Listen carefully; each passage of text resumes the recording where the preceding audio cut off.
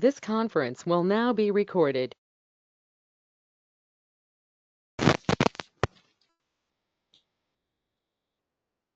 Hello everyone. A very good morning, good afternoon, and good evening to everyone present here for today's virtual conference. Before proceeding further, first let me introduce myself. I'm Emily Rees, pleased to welcome you to this conference. Firstly, I would like to thank the researchers from their respective field of research for their precious time out and making to this event. It will be my pleasure to introduce you all the speakers who are here today to share the knowledge. Before we begin with today's session, please allow me to deliver a brief introduction about our organization and further instruction to proceed. Scisynopsis conference provides the opportunity to discuss latest cutting-edge clinical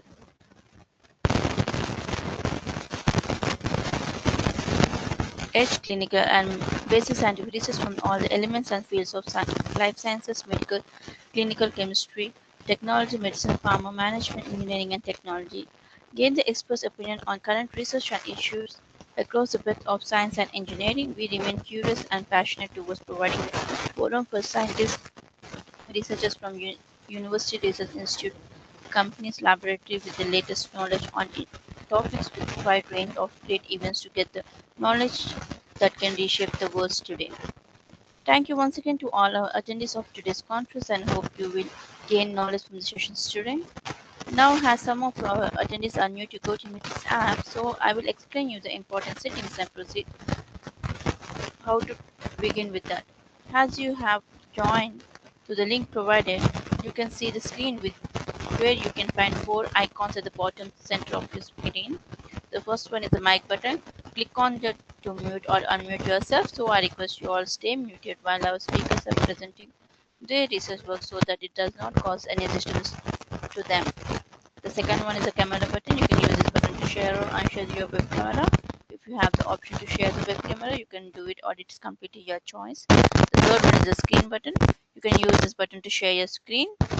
During your slots schedule, when I will call your name from my side, I will be making you as a presenter. When I will give you the access to share your screen, then only you have you can share your screen.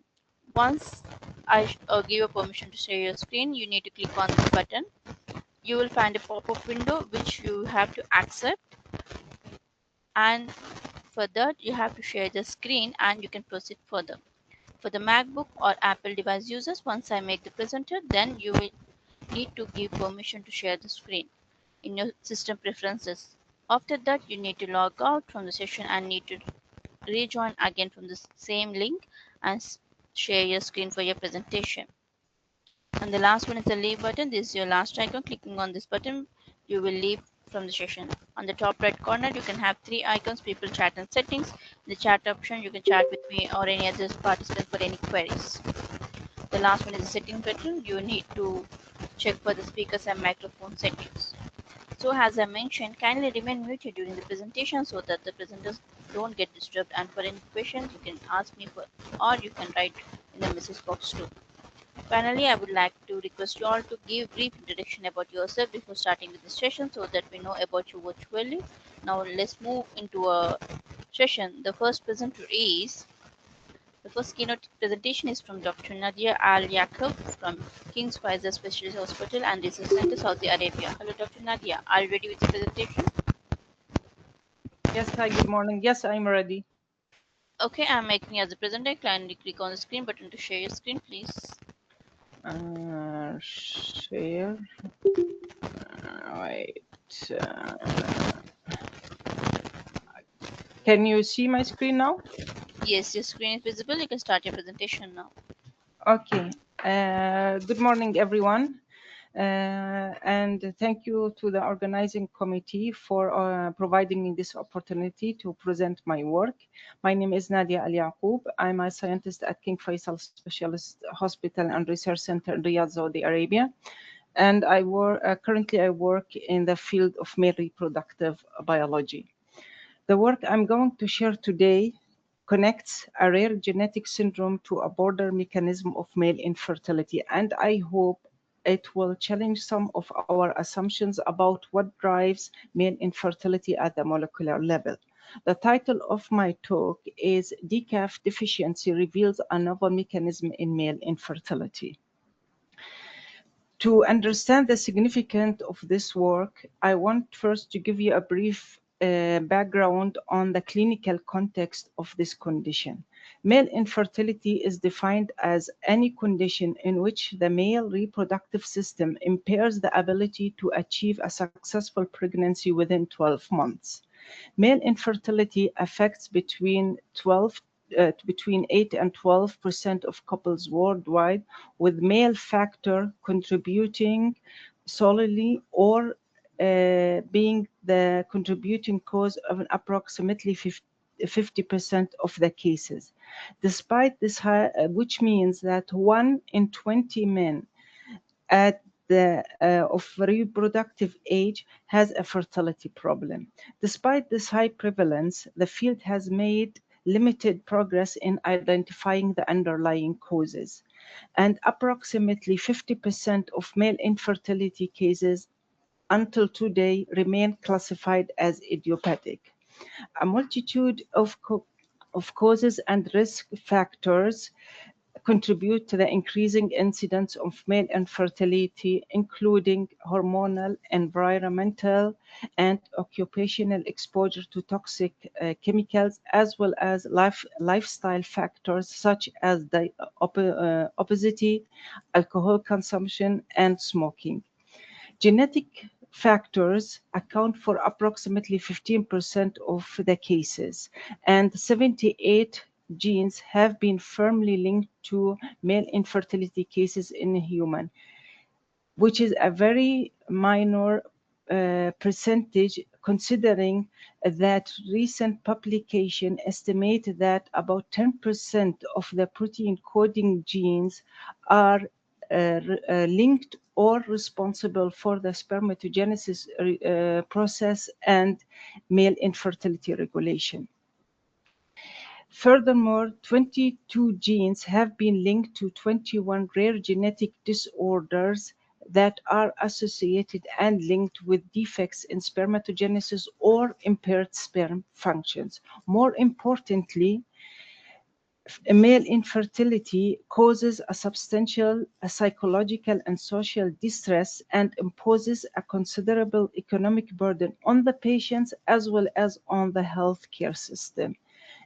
Furthermore, it has a broader health dimension as it is increasingly associated with systemic disorders such as cardiovascular diseases and metabolic syndrome, which means that male infertility is not only a reproductive problem, but it is a marker of the overall health. At the cellular level, spermatogenesis, which is the process of generating germ cells, is a highly complex, multi-stage process that depends strongly on a functional cellular homeostasis, and any disruption in the process leads to male infertility. Among the factors that define the germ cell survival, oxidative stress stands out as a central pathophysiological mechanism. Oxidative stress is also one of the most consistently reported abnormalities in male infertility, and under health conditions, like under normal conditions, moderate levels of reactive oxygen species are crucial for several functions in the male reproductive system, including cholesterol efflux or sperm-egg interaction and oocyte fertilization. However, elevated levels of ROS leads to male infertility, and approximately 30 to 50% of men with infertility show frequently a high percentage of high levels of ROS. This is a very wide range, reflecting the heterogeneity of the condition. The reason why sperms are very sensitive to oxidative damage relies in several points. First is their membrane composition. The mitochondrial membrane of the sperm contains a large percentage of polyunsaturated fatty acids that are highly susceptible to lipid peroxidation. Furthermore, sperm have a limited capacity to defend against oxidative stress due to their reduced cytoplasmic volume, which leaves little space for antioxidant enzymes. Also, their ability to repair DNA damage is reduced compared to the somatic cells. Furthermore, when the germ cell reach the stage of spermatids, they lose their ability to synthesize new proteins, which means that any acquired damage is essentially permanent. And the consequence of these disruptions and dysregulations is a well-defined cascade, which is an increased ROS production or increased level of ROS production, DNA damage, and the sperm loses its motility and ability to fertilize. What is less understood is what initiates this cascade of events at the molecular level and what are the upstream regulators that drive this oxidative stress response. The organelle center to the oxidative stress response in the cell is the mitochondrion. Mitochondria have diverse functions in the male reproductive system. They are, for once, the major internal source of reactive oxygen species. They drive several sperm functions, including motility and fertilization. And any mitochondrial dysfunction reduces sperm motility and contributes to the infertility. And furthermore, mitochondria regulate a variety of cell death pathways, such as intrinsic apoptosis, pyroptosis, inflammasome, and ferroptosis. Therefore, the integrity of the mitochondria is essential for the function of the spermatogenesis and makes it a main target for male infertility research.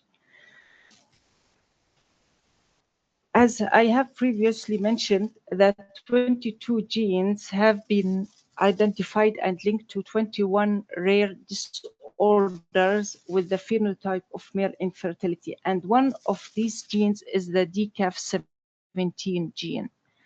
DCAF17, also known as DDP1 and CUL4A associated factor 17, is a substrate receptor of the CUL4 ubiquitin E3 ligase. And this E3 ligase complex has the function to add ubiquitin groups to a specific substrate, marking them for their proteasomal degradation, which means that DCAF17 is the component of the complex that it gives it its specificity as it targets specific substrates. Mutations in DCAF17 cause the Woodhouse-Sakati syndrome, which is a rare multi-system disorder involving hypogonadism, alopecia, diabetes, and intellectual disability. The first identified mutation in DCAF17 was in 2008 and by a group at King Faisal Specialist Hospital. Expression analysis in knockout mouse model, which was carried out in our group, showed that DCAF17 is highly expressed in the testis, implicating that it has a central role in male reproductive system. Furthermore, its expression increases during postnatal development. And the mouse model confirmed that loss of DCAF17 leads to severe male infertility due to abnormal spermatogenesis. However, how DCAF17 regulates spermatogenesis at the cellular and molecular level remains mechanistically unknown. Therefore, the goal of our work was to define the cellular and molecular mechanism through which DCAF17 regulates germ cell homeostasis. To that end, we applied the following research strategy. We started by in vitro experiments where we utilized shRNA-mediated knockdown of DCAF17 in GC1 testicular cells, and we utilized two shRNA constructs in order to confirm the specificity and to exclude any off-target effects. This cellular model was then used to perform comprehensive cellular phenotyping as well as specific signaling pathway analysis, and concluded by evaluating key findings in vivo in the testes of knockout mouse models as well as in isolated spermatozoa from the same mouse model. Now let me walk you through the results. So the first basic question was, what is the effect of DCAF17 depletion on cell survival? First, as you can see, both constructs were able to efficiently knock down DCAF17 at the molecular level, at the mRNA level. And DCAF17 knockdown significantly reduced the cell viability about 40 to 50%. And furthermore, it increased the apoptosis rate of the cells about 3 to 4-fold compared to the scramble controlled cells. And a concomitant cell cycle analysis showed that cells expressing that upon knockdown of DCAF17, cells show a significant arrest of the cells or accumulation of the cells in the G1 phase. All these together validate that the DCAF17 is not just a minor regulator, but essential for cell survival, for cell survival and proliferation. The next step was, as I have mentioned in the introduction, mitochondria is at the center of male infertility or regulating of male infertility the processes. And after observing this cellular phenotype, the question was, what is the molecular drivers of this cellular phenotypes? And that's why our first focus was to analyze the homeostasis of mitochondria. As you can see that cells depleted of DCAF17 show an extreme reduction in mitochondrial membrane potential, which is about 75%, which means that the cells have essentially lost their capacity for oxidative phosphorylation. And when we examined the expression of members of the respiratory oxidative chain, we observed strangely, unexpectedly, an upregulation of some of the members of this complex instead of downregulation, which is likely a compensatory response to counteract impaired mitochondrial function. Interestingly, when we looked at the levels of mitochondrial ROS, we saw a down-regulation which was not expected. However, when we consider that the same cells show a significant reduction in mitochondrial mass, this results becomes more clear and understandable. Together, these data establish mitochondrial dysfunction as a primary consequence of decaf loss. So based on this observation and given the reported link of patient cells of Woodhouse-Sakati patient cells showing an accumulation of iron in their basal ganglia, the next step was we hypothesized that TCAF17 knockdown might influence iron metabolism. Therefore, we measured the mRNA expression of several genes that are involved in iron metabolism and saw that only four were significantly dysregulated. And when we looked at their regulation on the protein level, we saw that two were clearly downregulated, namely transferrin and XCT, which is the glutathione transmembrane receptor, and transferrin was upregulated.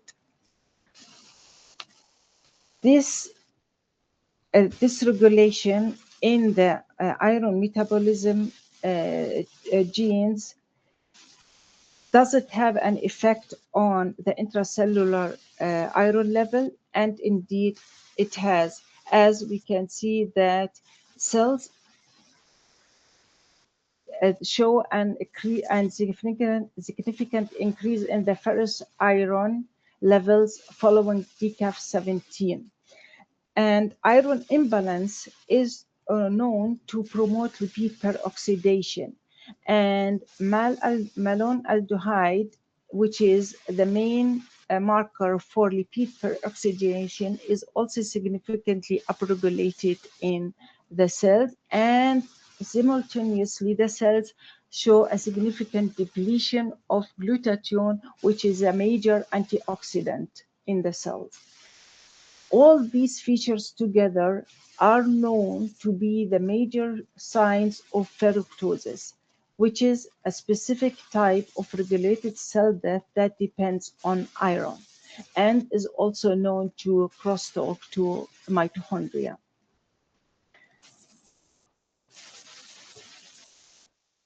One of the organelles beside mitochondria that plays an important role in iron metabolism are the lysosomes, as they are responsible for the processing and for the trafficking and metabolism of iron, and any accumulation of iron within the lysosome leads to their impairment.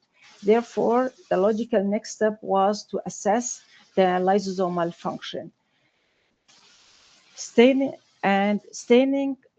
with two different dyes showed that the lysosomes of cells expressing DCAF17 knockout shRNA show a significant decrease in their acidity, which implicates either a reduced in the integrity of the membrane of the lysosomes or the quantity.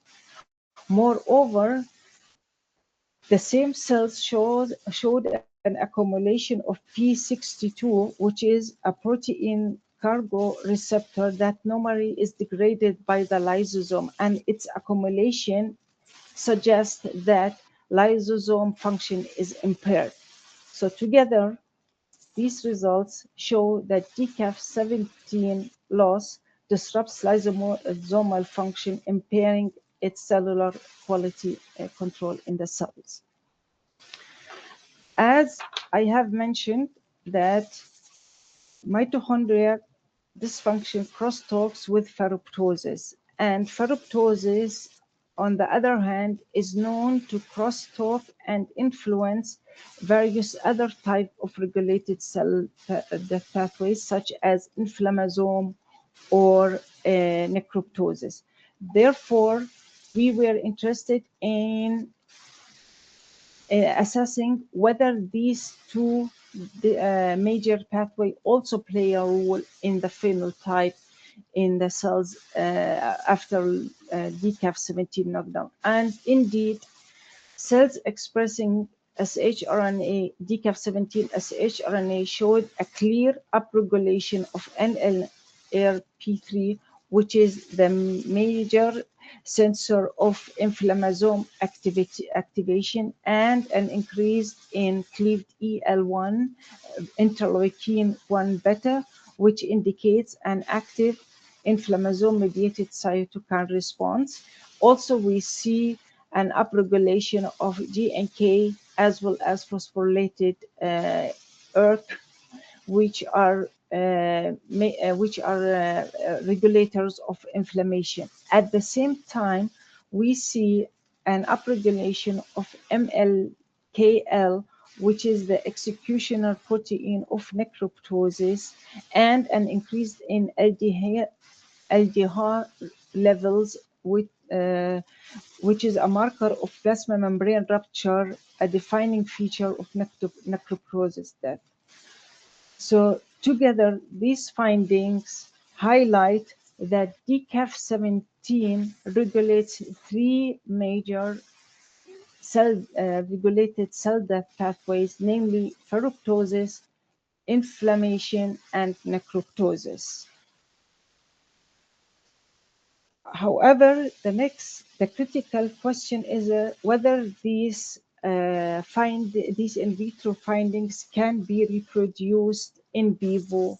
And in order to confirm that, we used testes as well as isolated sperm cells from a from DCAF17 knockout mouse, and performed several assays.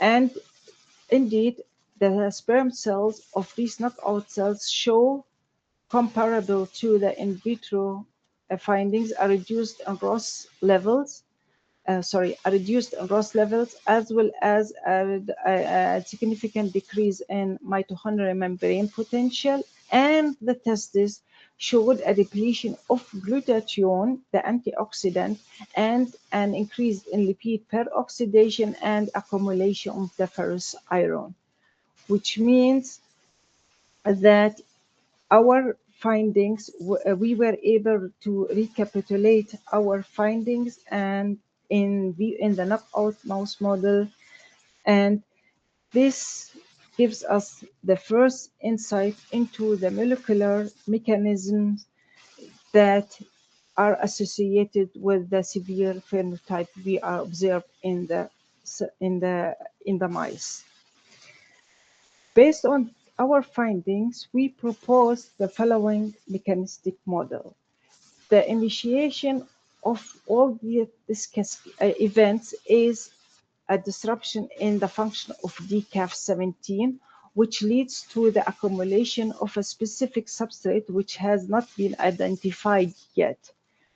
This substrate leads to downregulation of XCT, which is the receptor, the transmembrane receptor for glutathione, which leads to the depletion of glutathione and the accumulation of ferrous irons. This ferrous irons increased the level of ROS particle that leads to the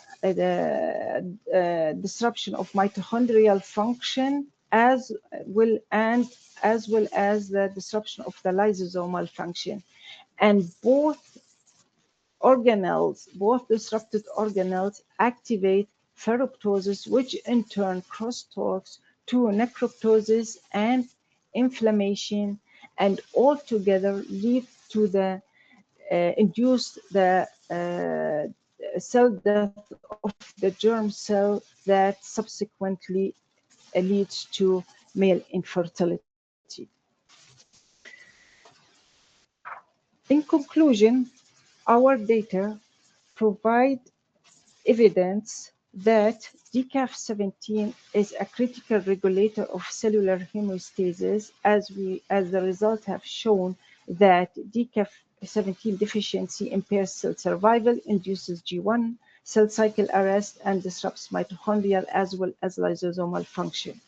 Furthermore, TCAF17 trig loss activates several cell death pathways, including ferroptosis, necroptosis, and inflammation.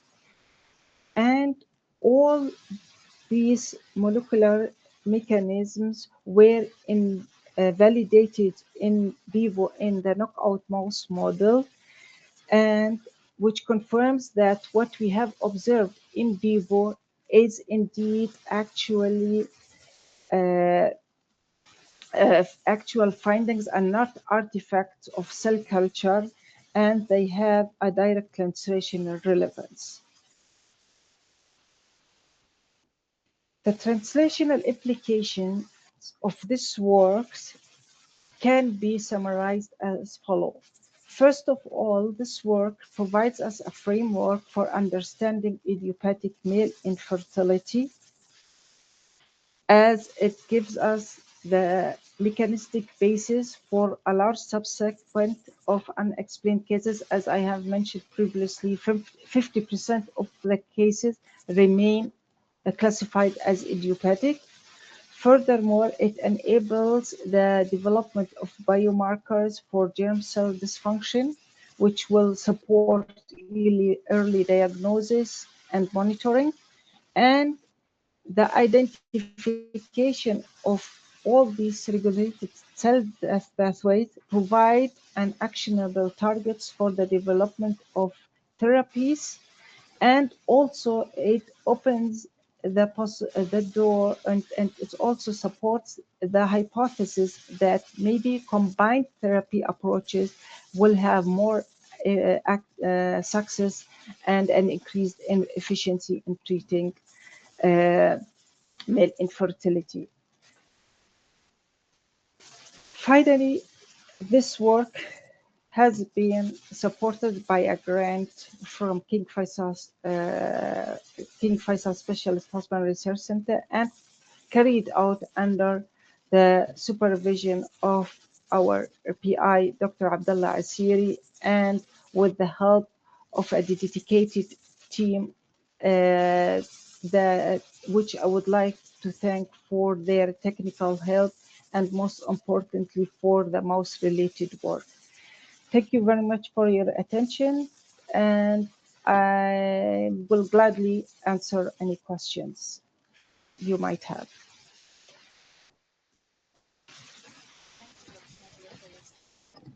Sorry, I can't hear you. Does anyone have any queries? Sorry.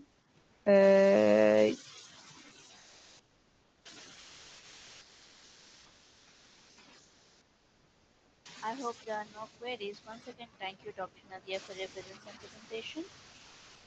You are welcome. Okay, now let's move on to the next presentation. It's from Dr. Rakta Abdul Mazid Mohammed from German University, Egypt. Hello, Dr. Rakta, are you ready with your presentation? Do I need to do something?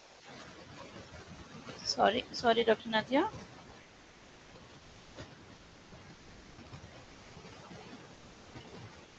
Hello, Dr. Rakta, are you ready with your presentation? Yes, I'm ready. Okay, now I'm making you as a presenter. Kindly click on the screen button to share your screen, please.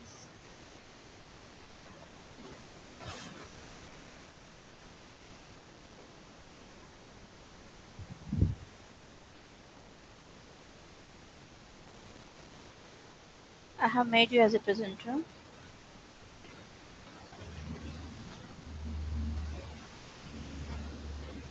Can you see my screen?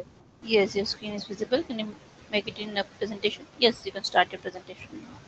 Okay. Okay. Good morning, everyone. My name is Raghda Abdelmanam Sabagh, and today I'm excited to share with you our recent findings on a fascinating intersection of immunology and epitranscriptomics. This is my research team. We've all been working on this project together. I'd like to thank them at the beginning, and these are their affiliations. We've been investigating how the N6-methyladenosine, the most prevalent internal RNA modification, regulates the cytotoxic machinery of the natural killer cells in the context of breast cancer. The presentation is entitled N6-methyladenosine RNA-based modification regulates NKG2D dependent and cytotoxic genes expression in natural killer cells. And this work was a collaborative effort between the German University in Cairo and IFADO in Germany. Breast cancer is not only a single disease, it is a highly heterogeneous group of malignancies. Despite the advances in targeted therapy, it remains the leading cause of cancer-related deaths among women worldwide.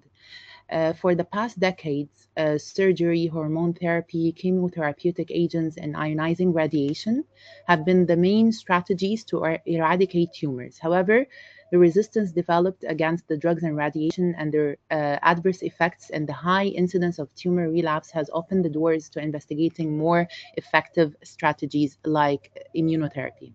Cancer immunotherapy attempts to harness the power and specificity of the immune system to treat tumors, relying on the insight that the immune system is capable of detecting these tumors. But the immunosuppressive microenvironment often renders our immune system paralyzed. So most research focus has been on T cells and checkpoint inhibitors, but today we'll turn our attention to the innate side of the house, which is the natural killer cell. Natural killer cells are unique because unlike T cells, they don't require MHC-restricted antigen presentation. They operate on a balance of signals. So on one side, they have inhibitory receptors that recognize self, and on the other, activating receptors that detect induced self ligands on stressed or transformed cells. When the activating signals outweigh the inhibitory ones, the NK cell is licensed to kill. In breast cancer, however, we often see a downregulation of these activating receptors, leading to immune evasion. So, our study asks, is this downregulation happening at the level of the RNA? So let's first also let me take you through an overview of the pathway of activation of NKG to the 2D inside the cell. So this is the most critical receptor in this process.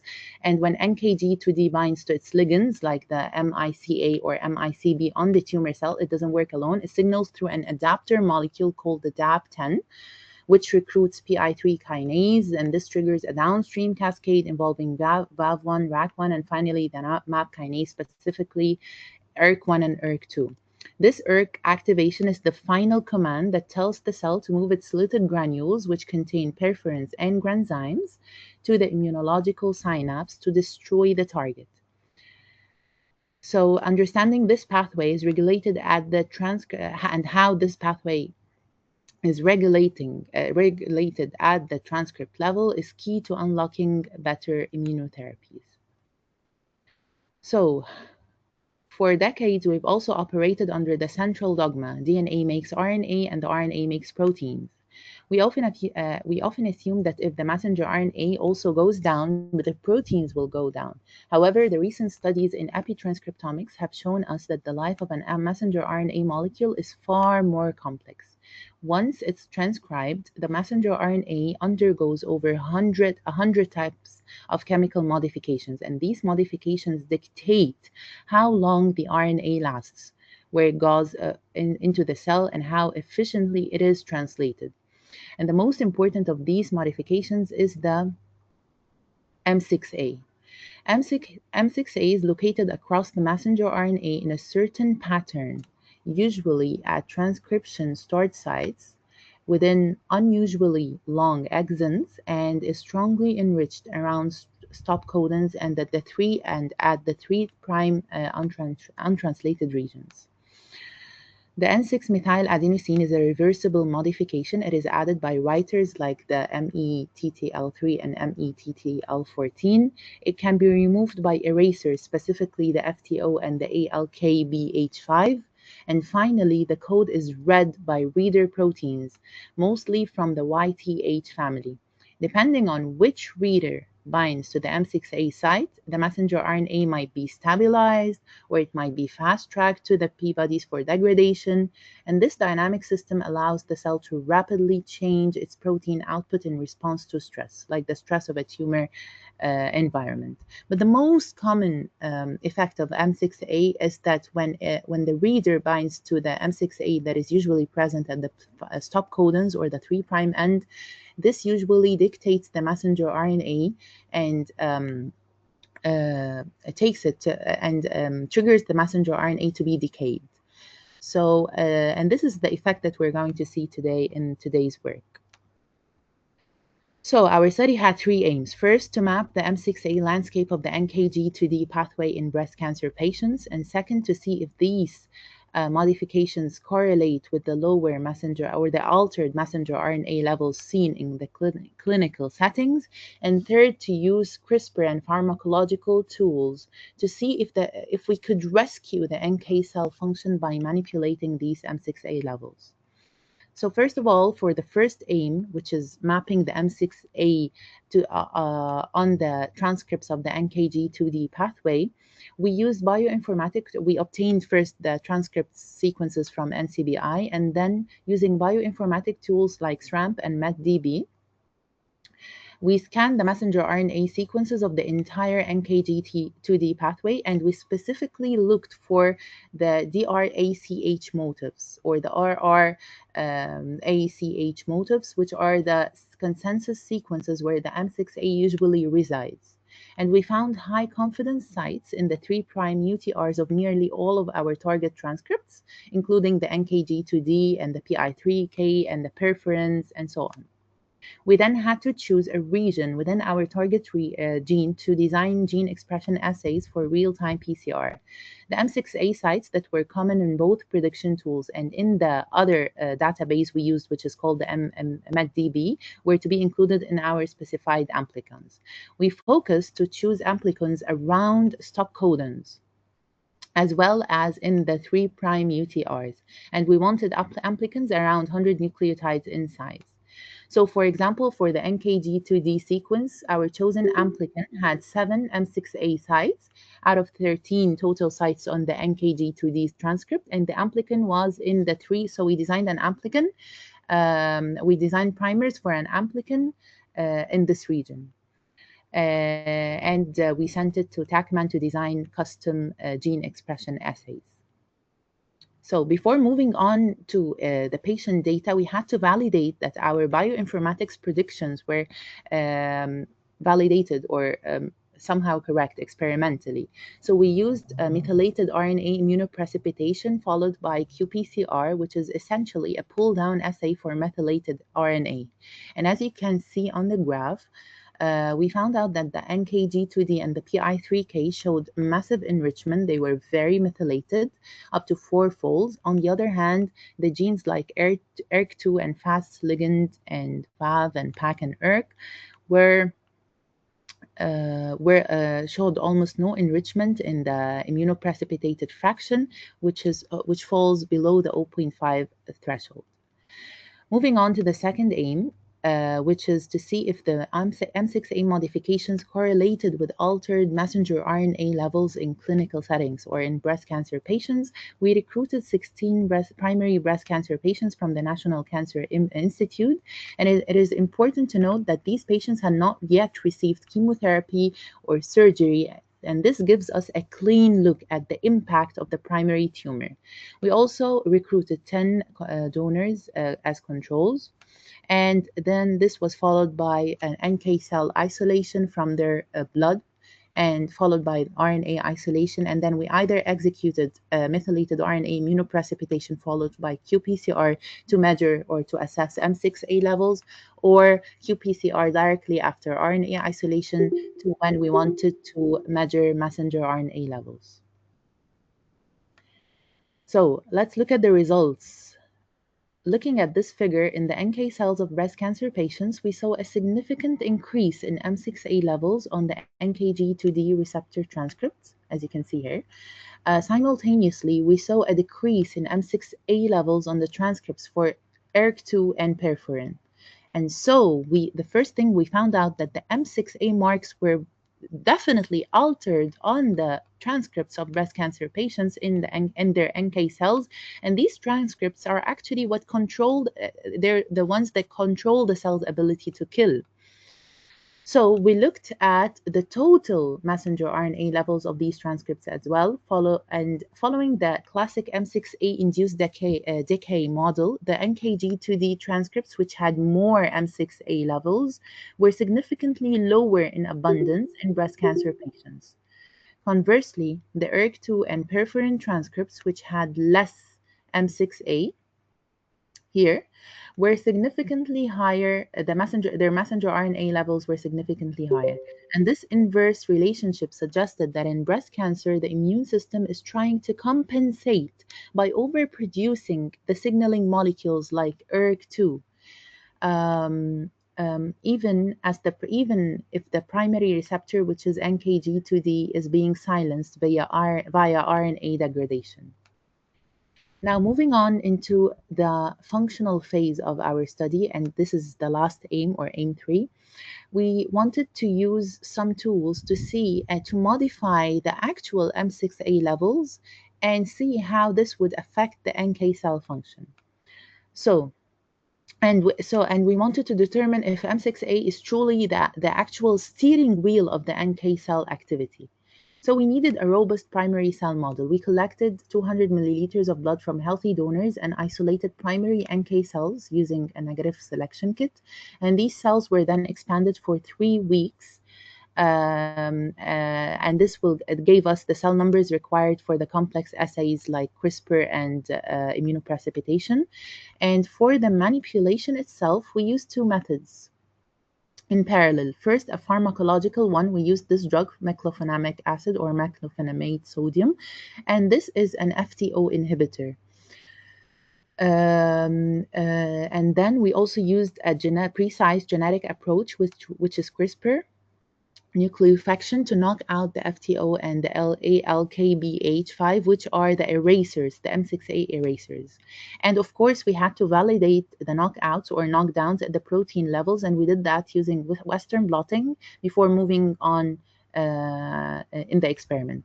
And once we validated the knockdowns of both erasers, we then performed a multi-omic assessment looking at how these edits changed the M6A levels, and then we assessed the messenger RNA levels, and finally we wanted to see if any of this actually translated into a difference in how the NK cells kill the tumor cells in our using 2 assays I'll talk about in a few minutes. First of all, let's check out what happened after we altered the M6A levels, either using the drug pharmacologically or using CRISPR-Cas9. So after using the drug, we can see that the M6A, so the drug is an FTO eraser or inhibitor. So it's an inhibitor, and the FTO itself is an eraser to the M6A. So if I inhibit the FTO, the M6A levels are supposed to increase. And this is what we actually have seen in the cells treated with meclofenamic acid. We have seen a 50 to 70% increase in the M6A levels across most of the target transcripts. And this increase in M6A levels resulted in a direct significant drop in in messenger RNA levels, confirming that FTO actually was inhibited. And then we moved a step further and we used CRISPR-Cas9 to knock out or knock down the FTO and LKBH5. And we directly performed the messenger RNA analysis. And here we saw that the cell was highly resilient. There was some reduction in messenger RNA levels for both knockouts for some target transcripts, but this was not really global.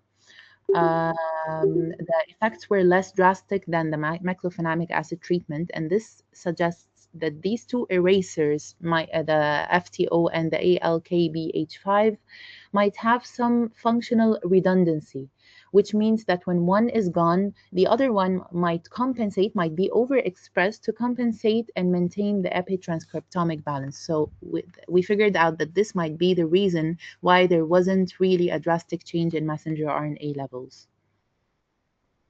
When we looked at the protein levels, it was very surprising because despite the changes in messenger RNA levels and the changes reached to up to a 50% drop in messenger RNA levels, when we measured proteins, the protein expression of some of the proteins in the signaling pathway of NKG2D, we saw no significant changes either when we did Western blotting or when we tried also FACS staining, the surface marker staining.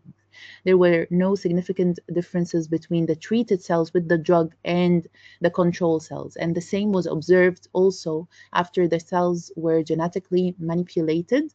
When we performed Western blotting and FACS, there were no major changes in protein expression in the proteins in this pathway.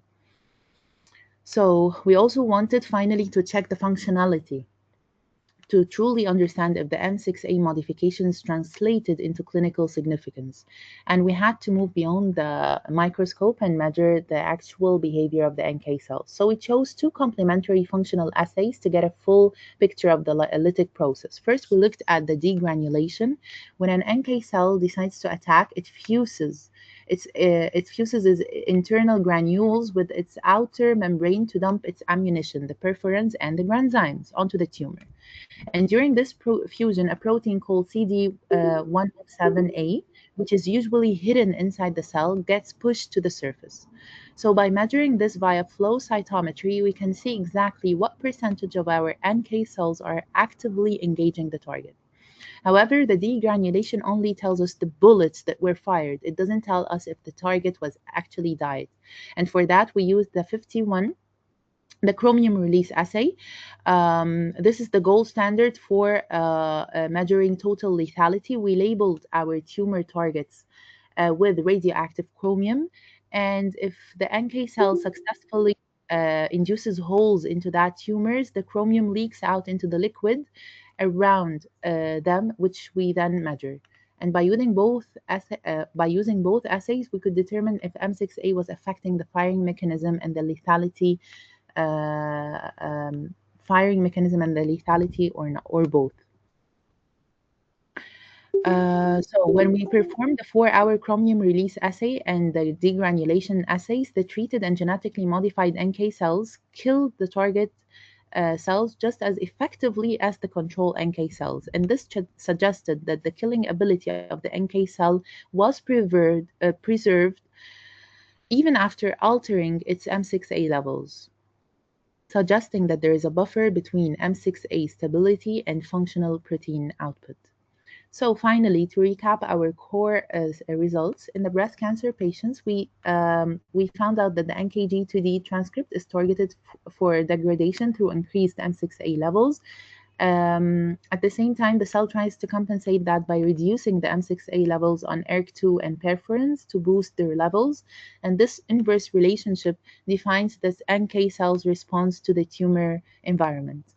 In the lab, we proved that increasing M6A consistently reduces messenger RNA abundance. However, we also discovered a significant disconnect between RNA and protein.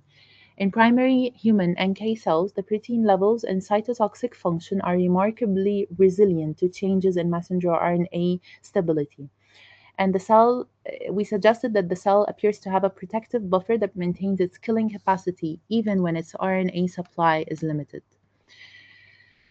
So how do we explain this disconnect? These are the two, we have three main theories. First, M6A might decrease messenger RNA stability, leading to fewer transcripts, yes, but simultaneously it can increase the translation efficiency of the remaining transcripts.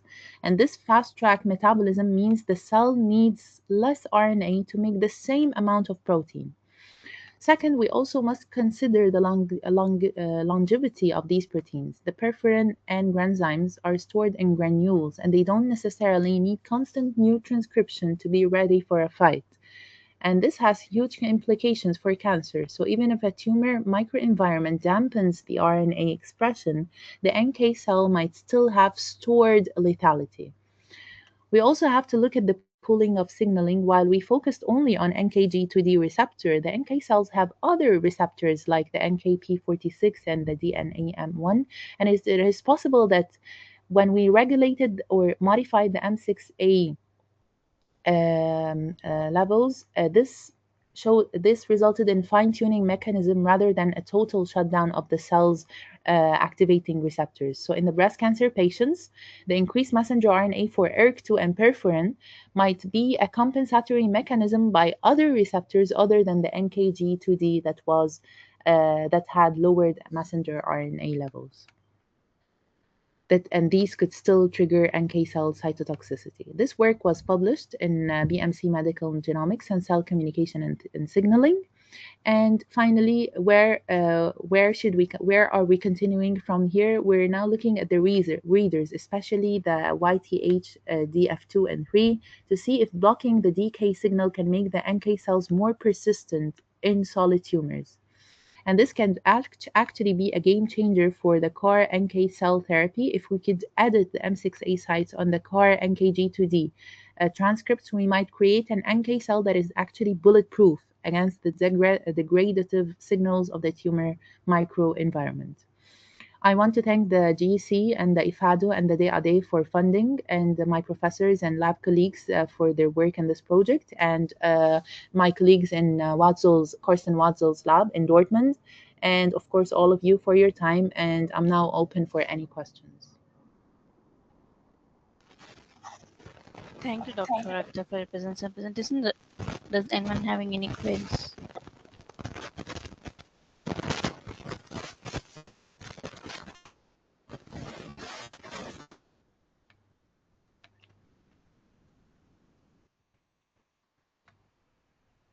I hope there are no queries. Once again, thank you, Doctor. Thank you. Okay, now let's move on to the next presentation. It's from Dr. Lala A. Akhundova from MSc Republic of Azerbaijan. Dr. Lala, are you ready with the presentation? Yes. Okay, I'm making you as a presenter. Can you click on the screen button to share your screen, please?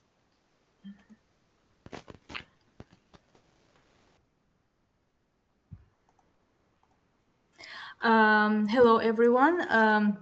Good afternoon. My name is Lala Akhundova, and I am a researcher from the Institute of Molecular Biology of Azerbaijan, in Department of Population Genomics Laboratory. Today, I'm going to present you part of my PhD work, so genetic association of some polymorphisms in the genes that are associated with type 2 diabetes in Azerbaijan population. So first of all, I'm going to shortly give you an information about type 2 diabetes and why we choose these genes.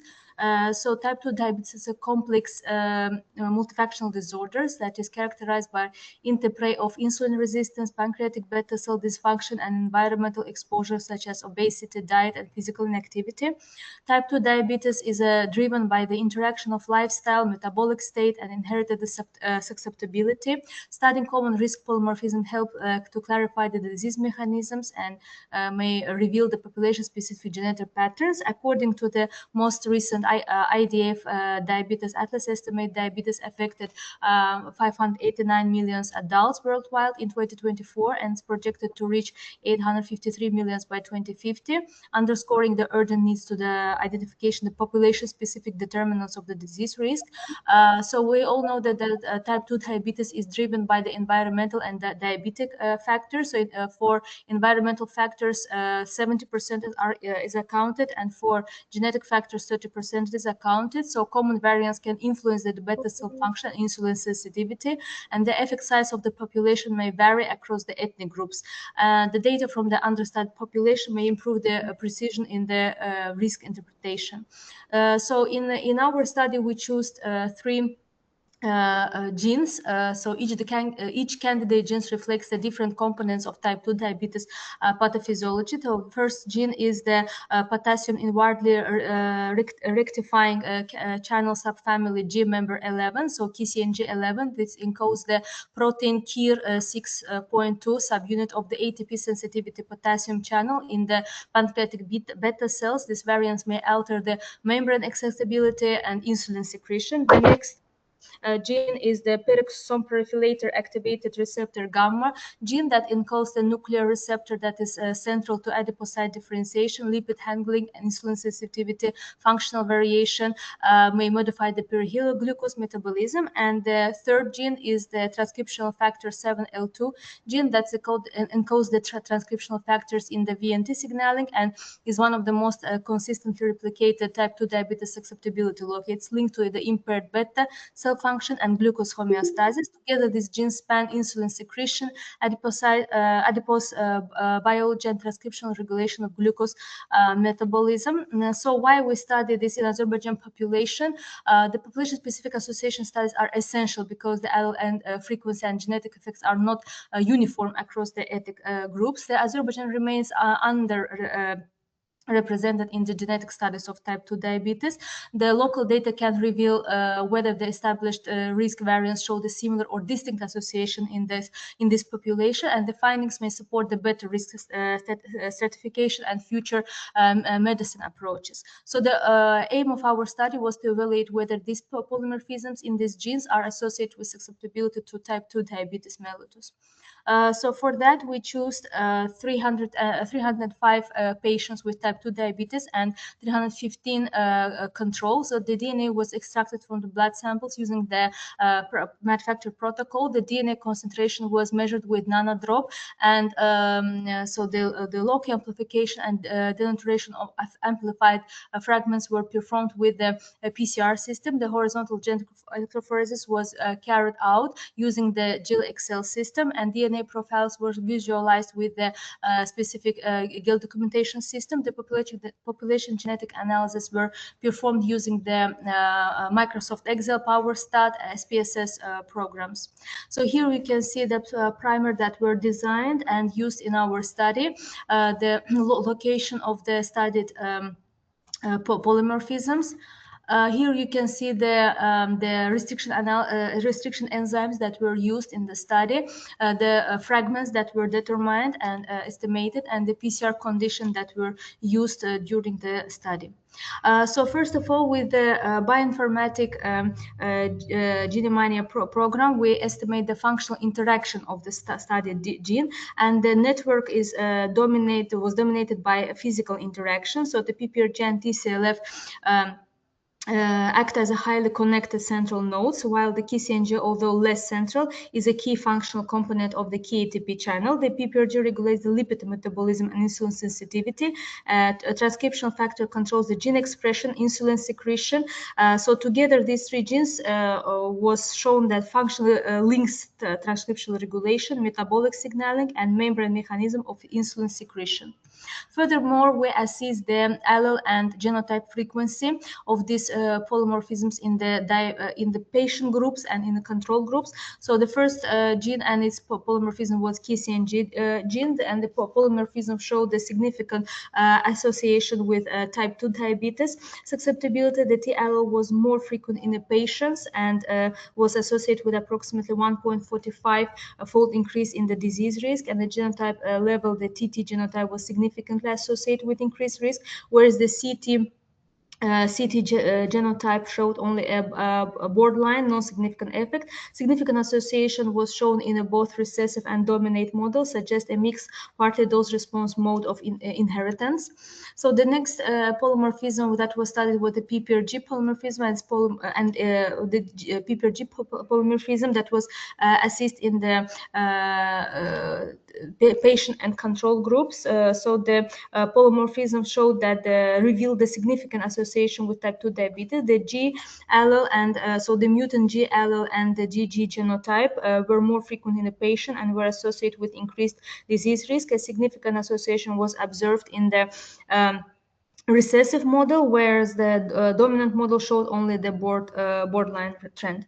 So the next polymorphism was polymorphisms that were associated with transcriptional factor 7L2 gene. Here we studied two polymorphisms. So the first one showed the significant association with type 2 diabetes. The T allele was more frequent in patients than in control groups, and it was associated with increased risk of the disease. The genotype, at the genotype level, both GT and TT genotype were associated with them.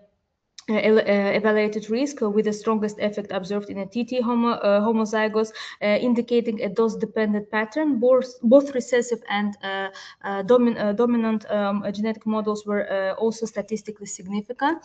Our second polymorphisms of the same gene also showed the significant association with type 2 diabetes. The T allele was more frequent in a patient and was strongly associated with increased disease risk. At the genotype level, the CT genotype showed no significant effect, whereas the TT genotype was associated markedly with a high risk, indicating the dose-dependent pattern. And both recessive and dominant models also support this association. Furthermore, the genotype frequency in the patients with the type 2 diabetes and controls were normalized, and cluster analysis was performed using the VART method and FPLET genetic distance. As a result, the hierarchical dendrogram was constructed. The analysis included 12 genotype identified across the 4 SNPs and revealed 3 major clusters. So in the first cluster, only the KCNG and one of the polymorphisms of the transcriptional factor gene contained the mutant allele. In the second cluster, we see that all the genotypes were homozygous carriers of the risk allele and were characterized by the minimal genetic distance, indicating the similar distribution patterns in the studied sample. And in the third cluster, we saw the combined normal homozygous, heterozygous, risk homozygous, reflecting a mixed distribution pattern. Overall, the findings indicate that distribution of the mutant genotypes is heterogeneous and that their cluster organization is determined by the local-specific features. Furthermore, to analyze this genotype, this disease patterns, we also performed the combination of the genotypes, and for that we used the air statistics using the Hamilton multi-dimensional probability. This formula were used to showed the different combinations. So overall 81 combinations were possible. However, 75 combinations were identified for type 2 diabetes, and only 56 combinations were found in the control groups. To assist their association with type 2 diabetes, statistical analysis was performed, and in the result of this statistical calculation, we showed that with the exception of other combination, only first 2 combinations showed them association with the type 2 diabetes. So in the conclusion, we can say that the present finding corroborate the notion that the KCNG, PPRG, and TCLF polymorphisms can be regarded as a genetic factor in the predisposition type 2 diabetes in Azerbaijan population. The findings of this study demonstrate that an integrative approach, which considered a combined contribution of multiple variants and their association with the various metabolic pathways, a more promising method for interpreting genetic predisposition to type 2 diabetes. The concurrence of the present data with the findings of the recent meta-analysis population-based studies and functional studies lends support to the hypothesis that these locals plays a role in the pathogenesis of the disease. So thank you for your attention. If you have any questions, please. Thank you, Dr. Lala, for your presence and presentation. Does anyone having any queries?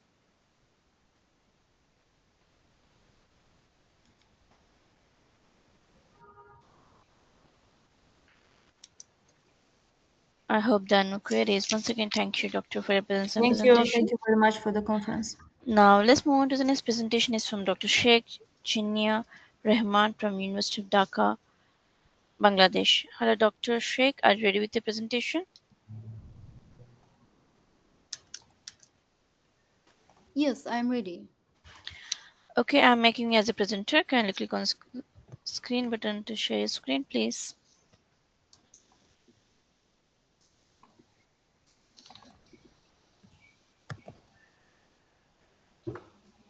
Okay, hello.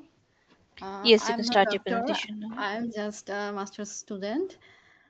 So it's an honor to be here today. So hello everyone. I'm Sheikh Zinia Rahman from Department of Biochemistry and Molecular Biology, University of Dhaka. Bangladesh is my homeland. Today, I'm going to present you a journey titled When Detox Genes Go Missing, which focuses my project on integrated genetic and in silico analysis of GST-T1 and GST-M1 genes in Bangladeshi patients with chronic obstructive pulmonary disease. Today, here we all gathered from different scientific backgrounds, but with a common goal, the betterment of humankind. Here is Patricia from London, a very optimistic woman, but her life was upside down when she was diagnosed with COPD. Her daily life was torn down brutally. There are already 500 million people like Patricia in this world who are affected by this incurable silent killer, and most of us don't even know about it properly, let alone fight it. To begin very simply, COPD or chronic obstructive disease is a chronic and progressive lung disease that damages the lungs in an irreversible way. Its common symptoms include chronic cough, shortness of breath, recurrent respiratory infection, and progressive airflow limitation. Tobacco smoke, environmental exposure, fumes are the known risk factors for COPD. These symptoms of COPD may sound familiar and ordinary at first, but for the patients, they are not ordinary. They gradually reduce mobility, independence, and ultimately the quality of their life. The burden of COPD is not evenly distributed. Some countries and regions carry a much heavier load than others. For example, North America, South Asia, Australia had the highest prevalence of COPD. For countries like my motherland, Bangladesh, COPD is prevalent 12.5% among adults and a major cause of morbidity, often linked to high smoking rates and indoor air pollution. This figure shows COPD mortality, and this is where the problem becomes even more serious. Oceania, South Asia, and East Asia had the highest death rates from COPD. This makes COPD the third leading cause of death worldwide, responsible for approximately 3.2 to 3.5 million deaths annually. It accounts for roughly 5% of global deaths. In Bangladesh, the mortality rate is 27.5 per 100,000 population.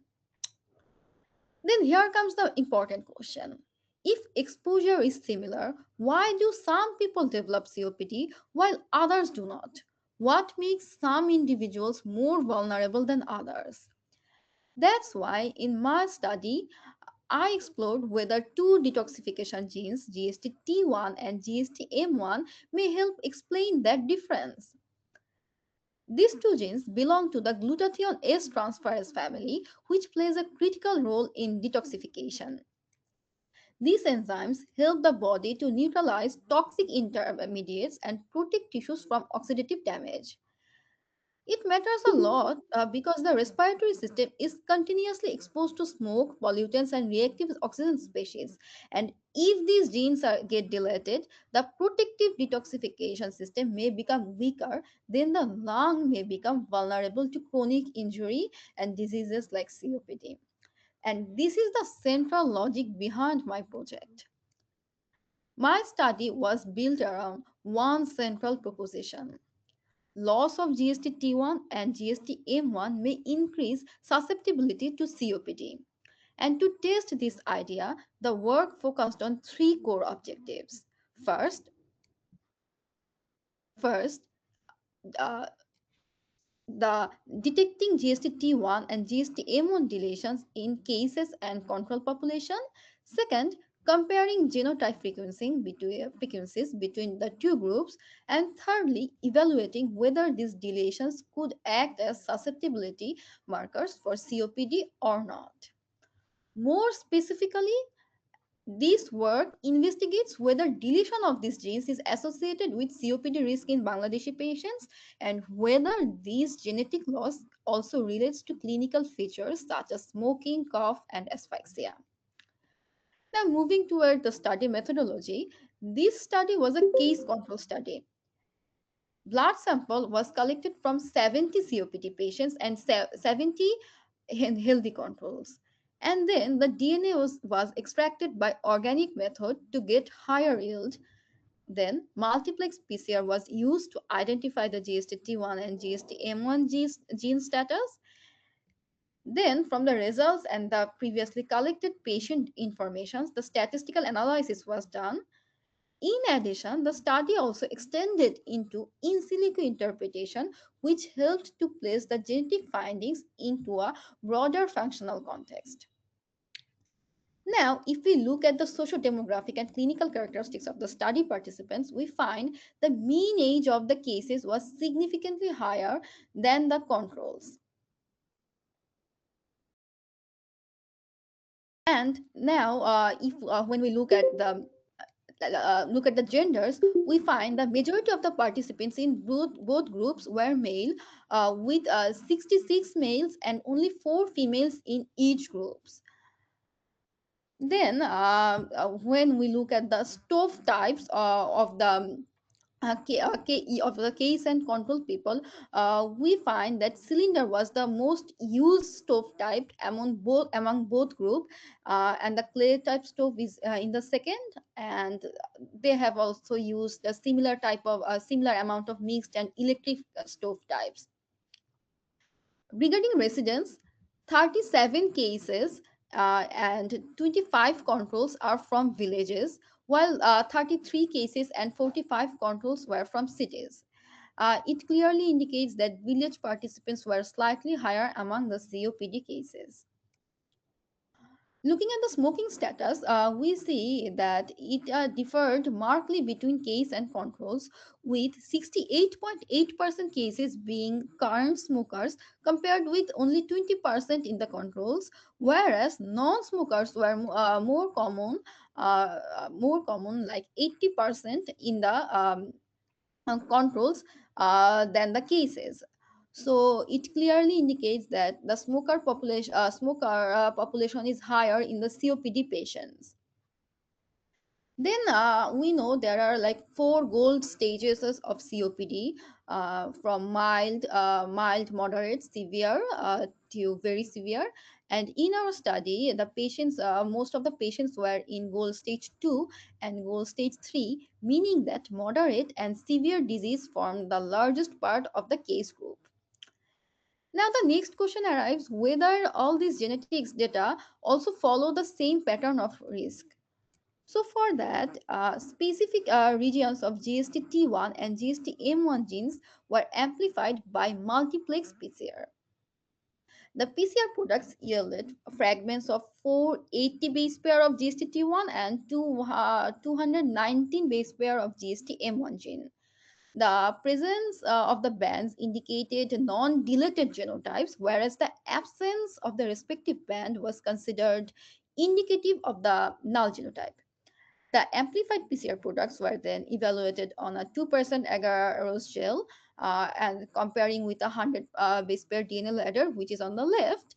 And also a non-template control was run along with the samples to check if there were any mixture of genomic DNA contamination. And if we look at the well 5, we can see that there is a null genotype of GST-T1, but it has the presence of GST-M1 genotype. But in the well 7, the result is reversed. There is a null genotype of GST-M1, but there is a presence of GST-T1 genes. And in the well 10, we can see that both of the genotypes are present. It means it has dual genotypes.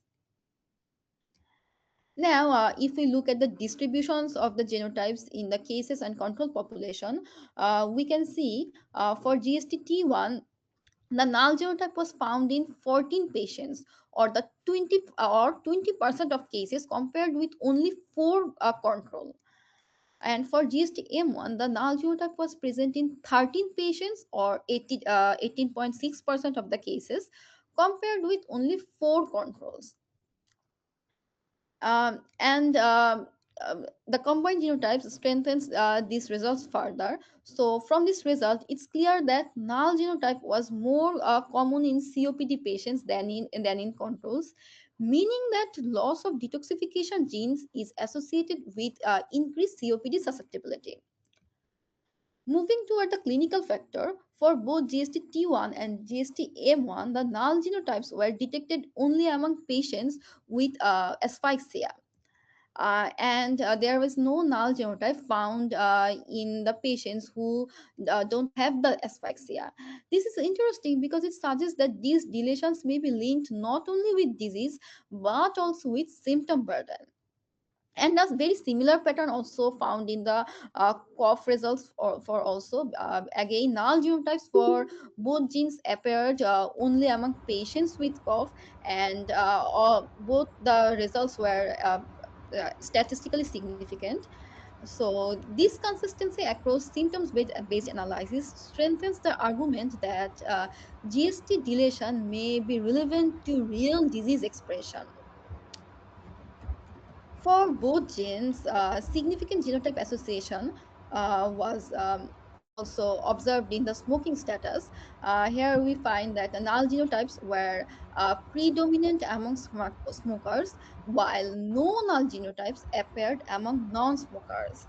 It means people with a smoking habit have a high prevalence to have null genotype for both of these genes, where non-smokers are marked as safe. Then, after the wet lab findings, the study also extended into in silico structural analysis. Here, the 3D structures of GST-T1 and GST-M1 are shown. For both gene, the green part is the N-terminal domain, the yellow part is the glutathione binding residues, and the orange part is the C-terminal domain. This matters because glutathione binding is central to GST enzyme function. So, if the gene gets deleted, the protective enzymatic role is lost entirely, leading to defect in phase 2 detoxification. Then, functional interaction and network analysis reveal that GST-T1 and GST-M1 are functionally associated with multiple glutathione transference family members involved in the detoxification and oxidative stress response. This figure places GST-T1 and GST-M1 into a larger biological network. So the impact of this gene of this gene's deletion may extend beyond a single isolated pathway, which may disturb a broader protective system. The functional enrichment analysis of GST-T1 and GST-M1 and their interacting genes revealed significant enrichment in pathways related to xenobiotic detoxification and oxidative stress handling. Null genotypes likely impair these functions.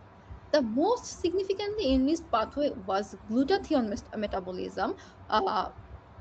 metabolism, followed by drug metabolism, chemical carcinogenesis, metabolism of xenobiotics.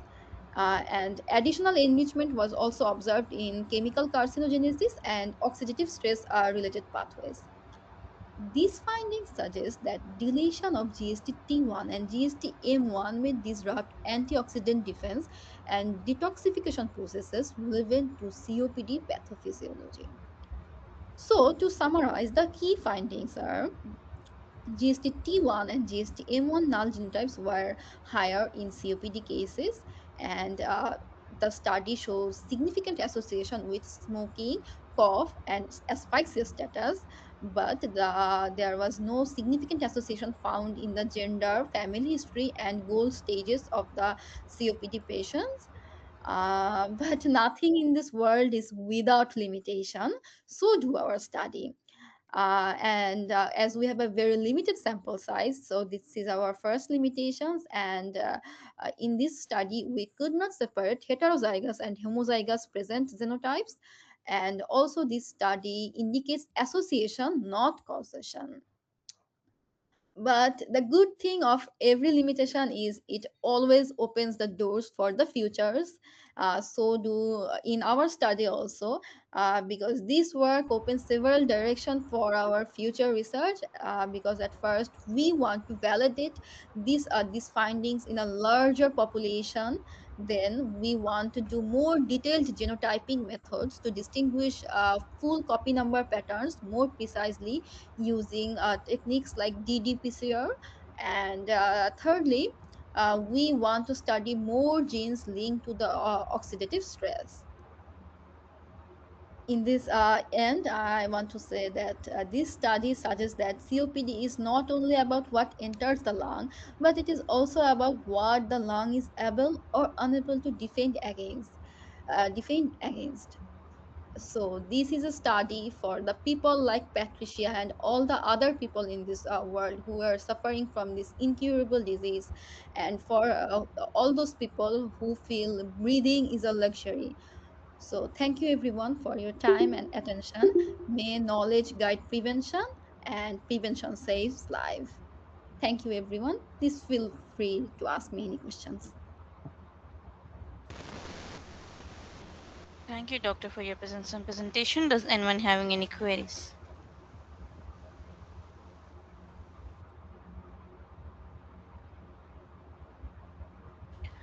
As Dr.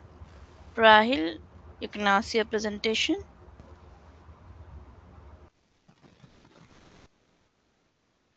You can unmute yourself and ask your question to query Dr. Rahil.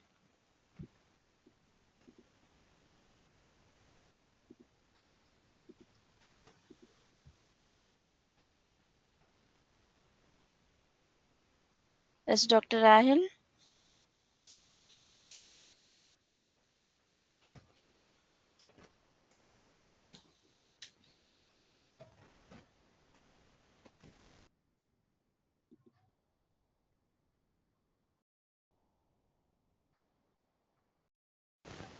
Dr. Sheikh, Dr. Rahil has put his query in his chat box. Can you please check the query?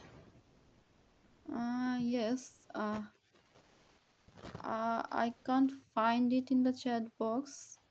In the top right corner, you have a chat option. Yeah, thanks, Can you ma'am. please I open the really code? appreciate if you explain the if GST-T1 and GST-M1 also play a role in normal people. Yes, GST-T1 and GST-M1 plays role in normal people also.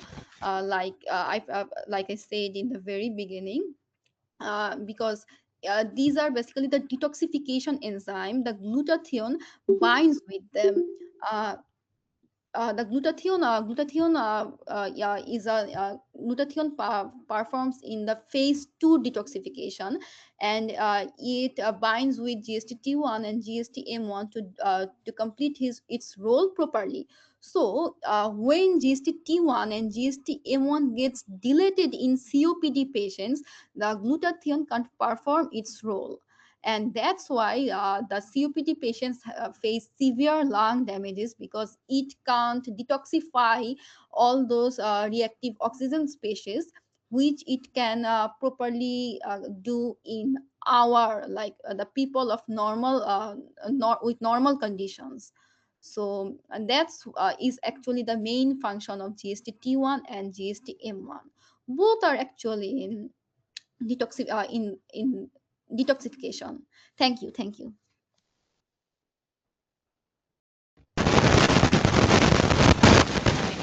Queries?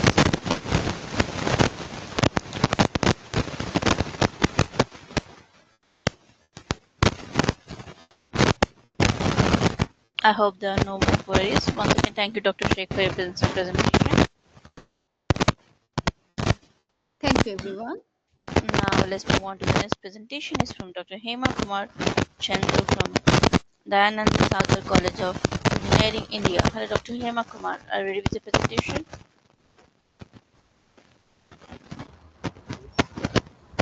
Yes. Okay, I'm making you as a Can presenter. you hear Can you me? click on this? Yes, you're audible. I have made you as a presenter. Can you click on screen button to share your screen, please?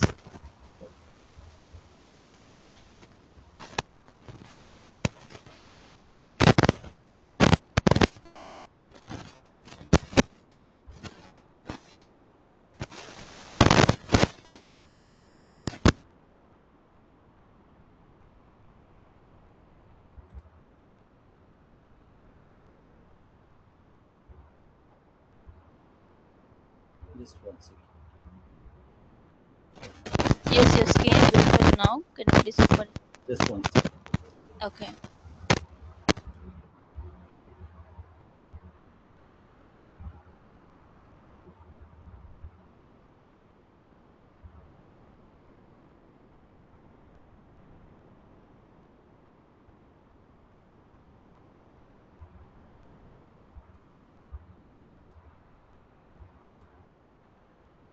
Yeah. Can you able to see my screen? Yes, your Hello. screen is visible. Can you make it as a presentation mode and start your presentation? Oh.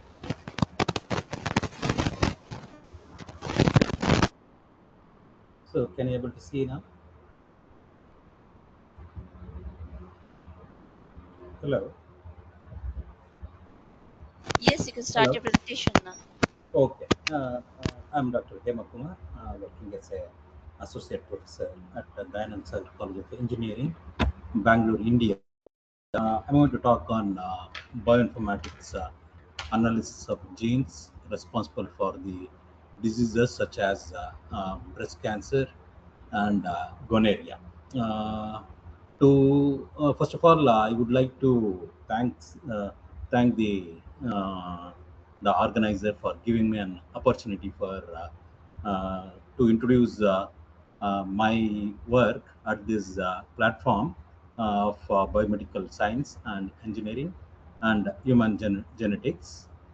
So, to begin with, the breast cancer. The cancer is one of the most life-threatening diseases affecting both males and females. About 19.3 million new cases has been reported in the year 2020 as of from International Agency for Research on Cancer.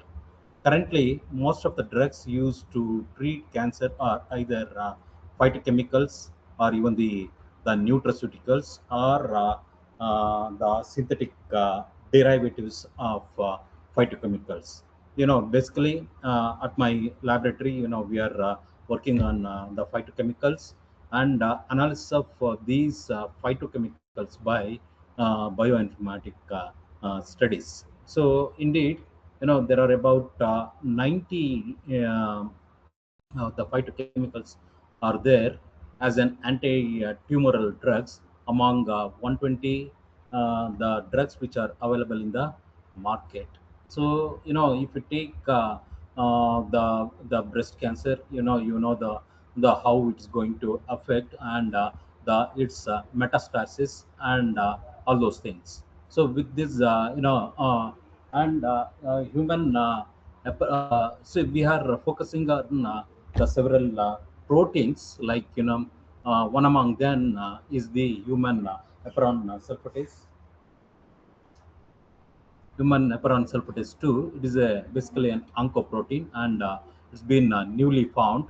And we have found that this protein overexpresses in breast cancer cells, and inactivation of this protein may prevent the progression of the cancer. Why? Because this heparan sulfatase 2 protein is an extracellular human sulfatases, and it modulates the growth factor signaling by alteration of the heparin or even the heparan sulfatase proteoglycan 6-O sulfation state, and it removes the sulfate from 6-O glucosamine glycan, which is present in the heparan sulfate proteoglycans, which are present on the membranes. And this HSPGs bind to numerous growth factor ligands, including fibroblast growth factors, that is nothing but FGF, epidermal growth factors, and vascular endothelial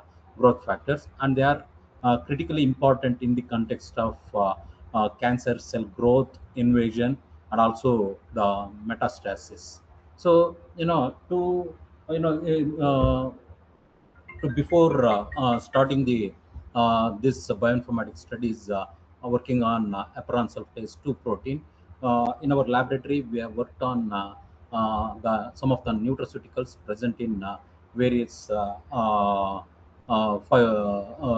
various plant materials that includes like the bale fruit, which is nothing but botanical name of bale fruit is nothing but Aegle marmoleus, and the another one is turmeric, which basically contains the curcumin. And we have isolated the curcumin, that is a nutraceutical compounds present in turmeric. It has got a good very significant effect on the heparan sulfatase 2 proteins that we have assayed using what do you call a method called 4-methyl ambiriphenyl sulfate method, that is 4-MeS is available in Sigma. And also we try to analyze the the effect of bale fruit extract. That is we took a bale fruit extract, and we have tested on heparan sulfatase 2 protein, that is the oncoprotein present in the breast cancer very abundantly, and also that also showed a very significant effect on the activity of heparan sulfatase 2. And apart from bale and also the curcumin, or even the total extract of the turmeric, there are we also tried on the ginger. So the ginger extract and also the soy extract, all those the extracts very significantly affected the activity, the heparan sulfatase 2 activity. So, and apart from that, we also tested on apoptosis studies.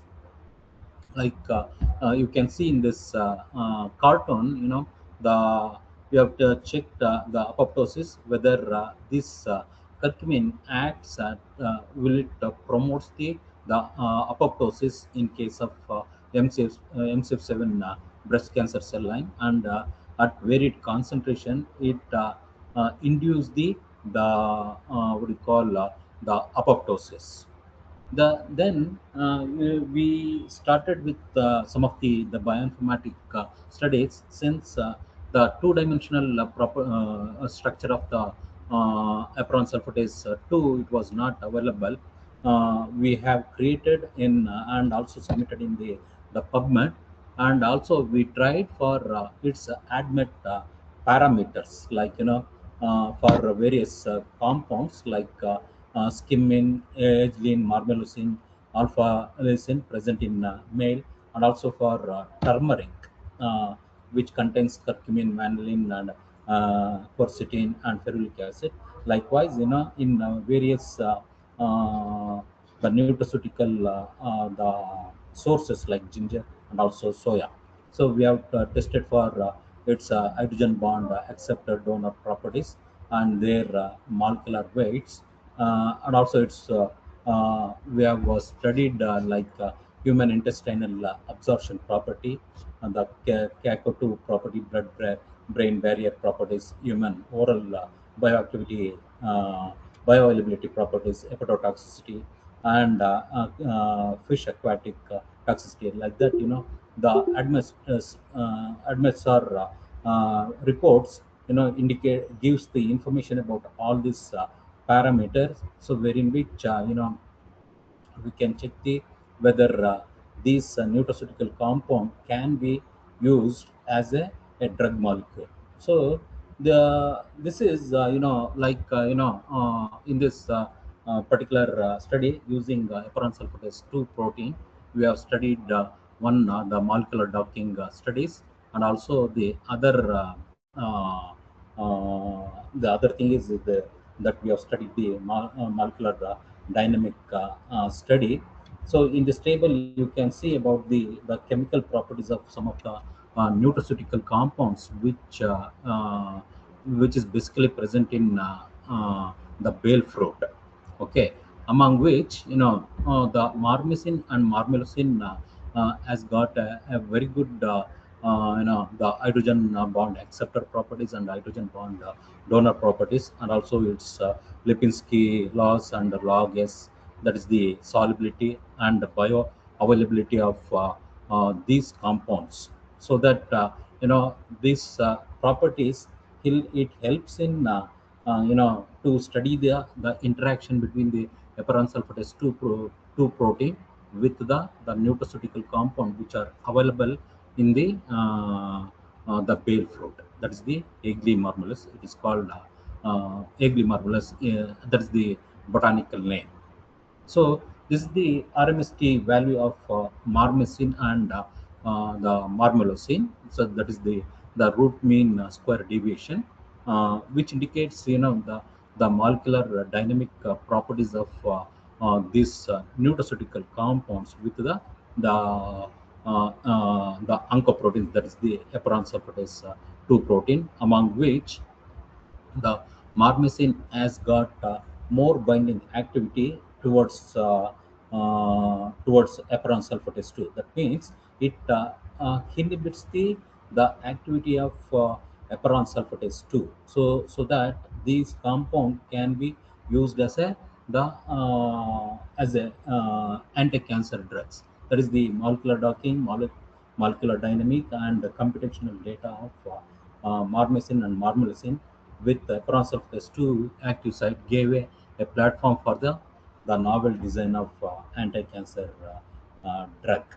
So my other work we have done it at our laboratory is the on gonorrhea. So we have done the computational prediction of crucial genes. We have studied some of the genes which are involved in gonorrhea.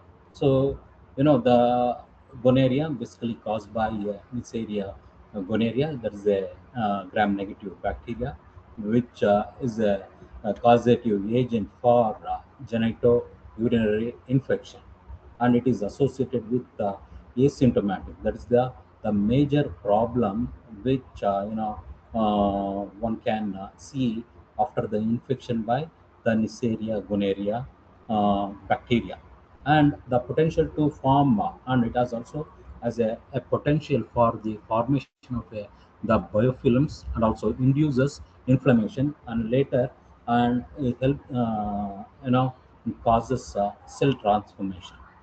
So the basically the biofilms, the what the Neisseria gonorrhea induces in the genitourinary tract. It consists of lipopolysaccharides, lectins, exopolysaccharides, glucan-binding proteins, serine, lactones, DNA, and biofilm-associated proteins, which allow gene transfer and the development of more persistent cells that impact virulence and pathogenicity.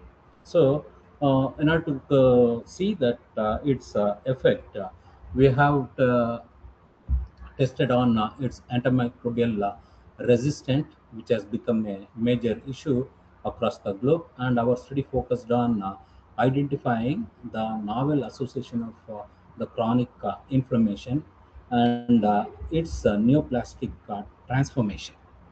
Okay, so once this Neisseria gonorrhea infects, which causes the inflammation, and later it helps in or it promotes the neoplastic transformation. So that means it is to induces the cancer formation or the tumor formation. So for that we have did the string database analysis. We have used identify the protein, and also we have used this string database to identify the protein interaction. So this helps in identifying the protein interaction, and these were constructed with the protein interaction, which we constructed with 55 nodes of bacterial proteins and 72 nodes of proteins which are involved in the host immune system. So basically in humans.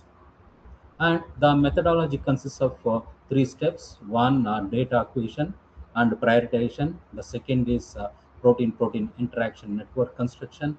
And the third thing is the gene enrichment and analysis to not to find and include connections between genes and pathogenesis. A combination of data mining and a literature search was employed, and this is the protocol we have employed in order to connect the what are the proteins which are involved in the host immune system, and what are the proteins which are what are the genes which induces the infection. So the genetic data from Neisseria gonorrhea strains we have taken from the strains like AT159 and 1291. These are the two strains, and which are multi-drug resistant strain, and a total of 751 genes were we retrieved from the database. Hello, can you hear me? Stop. Hello, Yes, yes.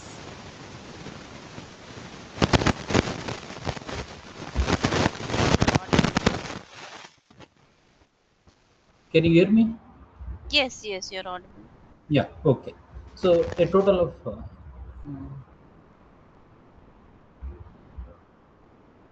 just put me in slide mode.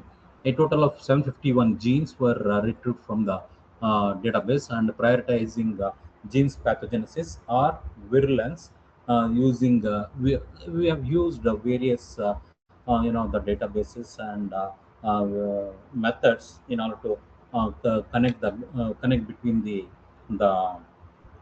the pathogenesis and the what are the genes involved, and this cartoon represents about the prioritization of genes. That means which gene has to be taken from the DEG database, and for this purpose we have used Patrick C, UFDB, and CARD databases, and next the hub genes calculated using the CytoHub Hubba Cytoscape plugin, which are the genes encoding proteins involved in cell wall formation, DNA repair, and the lipid biosynthesis, purine pyrimidine biosynthesis, zinc metalloproteases, and the incorporation of lipopolysaccharides, or even the proteins that play an integral role in maintaining the membrane integrity. So that is the genes which are taken in the what we call the Neisseria gonorrhea. So in this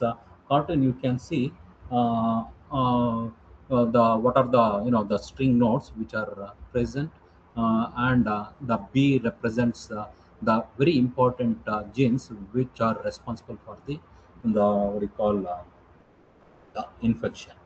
And clustering analysis using that is the molecular complex detection of genes encoding proteins which are involved in the host immune response produce a network of 72 nodes with 346 edges. Gonorrhea infection activated pathways involved in P53 activation, the HIF dependent hypoxia response, the IGF pathway, pyrimidine biosynthesis, metabolism, tetrafolate biosynthesis. So, like that, the various the cell signaling pathways are also being identified using this string data. Among the identified host of genes, AKT1, TAK3CA, TNF, TLR2, TLR6, and STAT3 were found to be very significant. So this network studies gives a detailed the information about what are the host proteins which are involved in the infection. And to conclude, the neoplastic cell transformation caused by gonorrhea infection is related to changes in gene expression in both the host and the parasite. The hub genes in the host and Neisseria gonorrhea encoding proteins that can be used as a therapeutic targets to avoid neoplastic cell transformation during gonorrhea infection. So to acknowledge, I sincerely thank the management of the College of Engineering, Bangalore, for their constant support for the smooth conduction of the project. And also, I would like to thank the government agencies such as UGC, CSIR, CFTRI, DSDBT for the funding. Thank you, and thanks for the opportunity. If there are any questions, you can feel to post it. Kumar sir, anyone having any queries?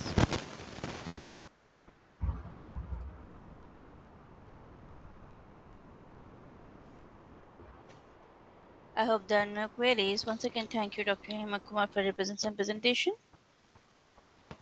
Excuse me, I'm not able to hear you.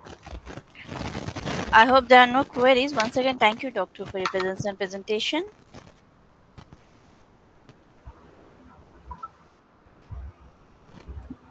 Excuse me. Hello. Hello, Dr. Hema Hello. Kumar. Am I audible to you? No, not yet. Just 1 second.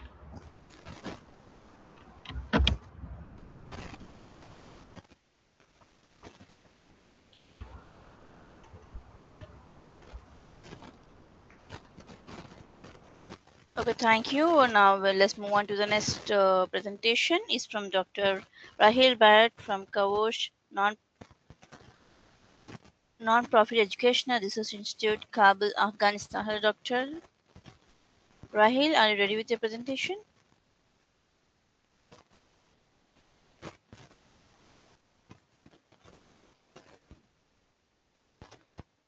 Hello, Dr. Rahil. We are unable to hear your voice.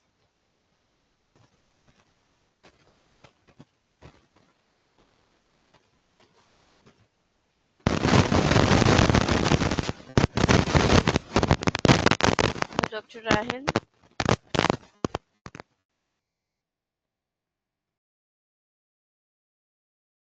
Can you please check your microphone settings?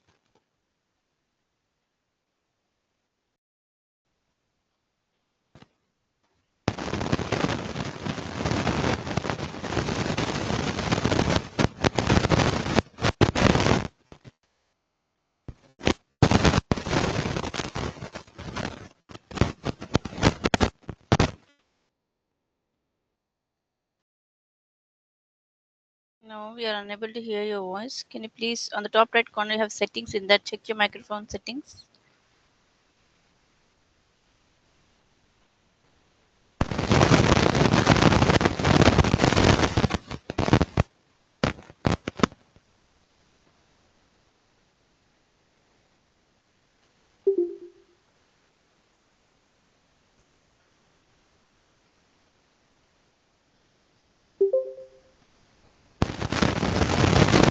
Okay.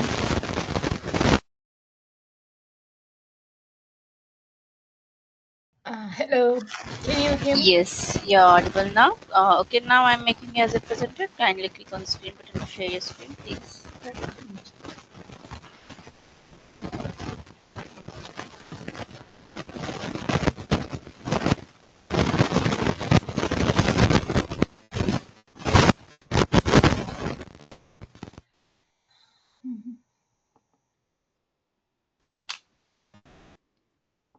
Do you have my presentation? Yes, can you make it as a full screen mode and start your presentation now? Yes, sure. In the name of Allah, hello everybody, this is Rahil Bayat, a researcher at Kabush Nonprofit Educational and Research Institute located in Kabul, Afghanistan, and also a medical student at Tehran University of Medical Sciences located in Tehran, Iran.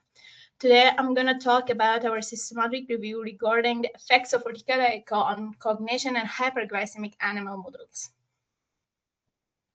First, I want to walk you through the outline of my presentation so everyone knows what to expect next. In the beginning, I will go through the introduction part of my presentation. Then I will discuss the methods, followed by results and discussion and conclusion. And we will have a Q&A session at the end for your questions. As you might know, diabetes mellitus is a chronic metabolic disorder that is characterized by hyperglycemia, primarily resulted due to insulin resistance and somehow due to insulin deficiency as well. This chronic disease becomes globally in the last few decades, unfortunately. And based on epidemiological estimations, about 445 million people have been suffered by diabetes mellitus in 2020. And if this prevalence continues, this number expects to reach to 754 million by 2050, which is really a huge number.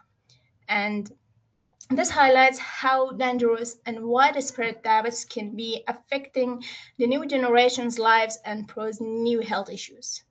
Unfortunately, diabetes is not limited to hyperglycemia. It also causes a lot of complications and disorders, which reduces quality of life of the patients, including neuropathy or diabetic induced retinopathy or nephropathy, and other complications, which are really dangerous and harmful.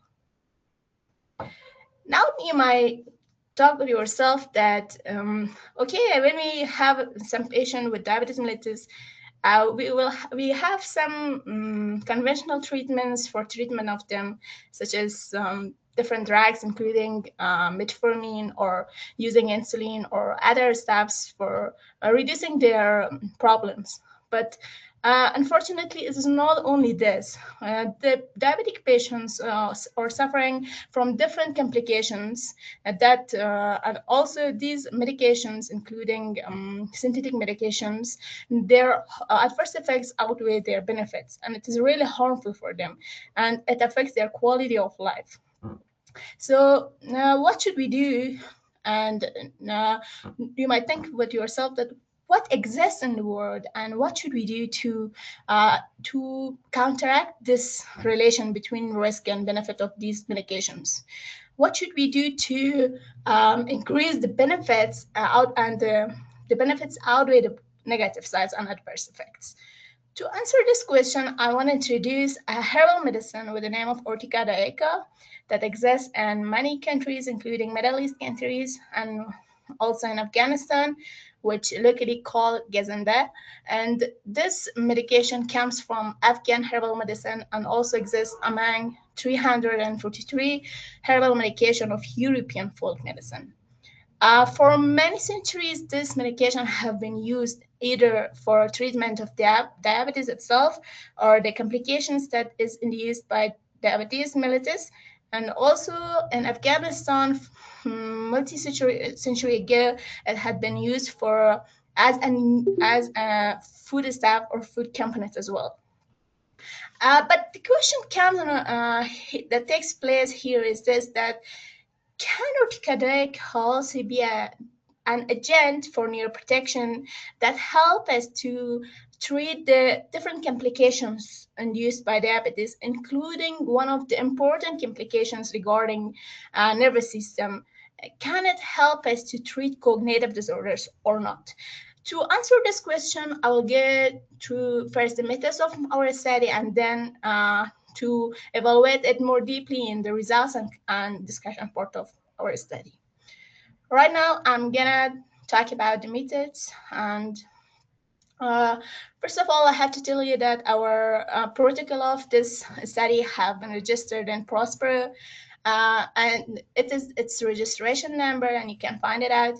And we had started our search using Pico format, around Pico format, that P is the animals with diabetic problem, and we intervened Ortica daiica, and we were looking forward to the cognitive outcomes or brain-related outcomes. We also have filed a Prisma flow diagram and formed it, and you can see it here. We had comprehensively reviewed and researched 5 main databases, including PubMed, Web of Science, Scopus, and ScienceDirect, and also Cochrane, and also in addition to all these 5 main databases that we searched, we also searched citations of the included studies and find out all these articles. And from all these steps that we did, followed, only 11 studies met the predefined criteria and had entered and included in our study. Here, I'm gonna tell you about the inclusion and exclusion criteria. all the included studies had to be published in an English language and have been evaluated. The diabetic evaluations and have been done between 2002 2024. And all included studies also had to evaluate the effects of urticarica, and there were no limitation in case of dosage, duration, or frequency of the treatment. And also there were no restriction in case of age, gender, species, sample size, and study duration. But there were some main and mass in our criteria that all the included studies had to have evaluated either the brain-related cellular or molecular outcomes or the behavioral outcomes like learning and memory or anxiety and depressive-like behaviors. And also all the included studies had to have a standardized control group or a vehicle-treated control group. And if any study didn't meet these criteria that we defined it, and they were eliminated from our study. Here you can check out the risk of bias evaluation chart of our included articles. And for risk of bias evaluation, we had used Circle risk of bias tool, which is one of the most accepted risk of bias tools for animal studies. And based on the criteria and the options that we had in this risk of bias tool, most of our studies had shown ambiguity in case of performance, detection and iteration risk of bias subtypes and subitems, sorry. And also most of our studies has shown low risk of bias in case of sequence generation and baseline characteristics, which are subitems of selection bias and also reporting bias. And moreover, in case of quality assessment, we had used camera death checklist, which is also really accepted among the researchers.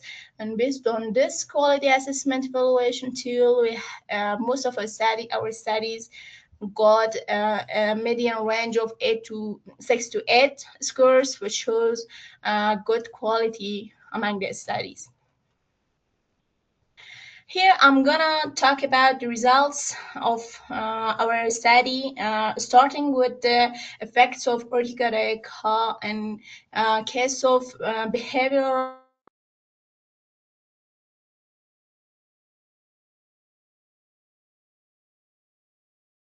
and then following by that, I will get through the cellular and molecular aspects where urticarica had effect on them in diabetic animal models. Starting with our behavioral tests. In this image, generally you can see different tests that have been used for evaluation of learning and memory in the left side and anxiety and depression in the right side.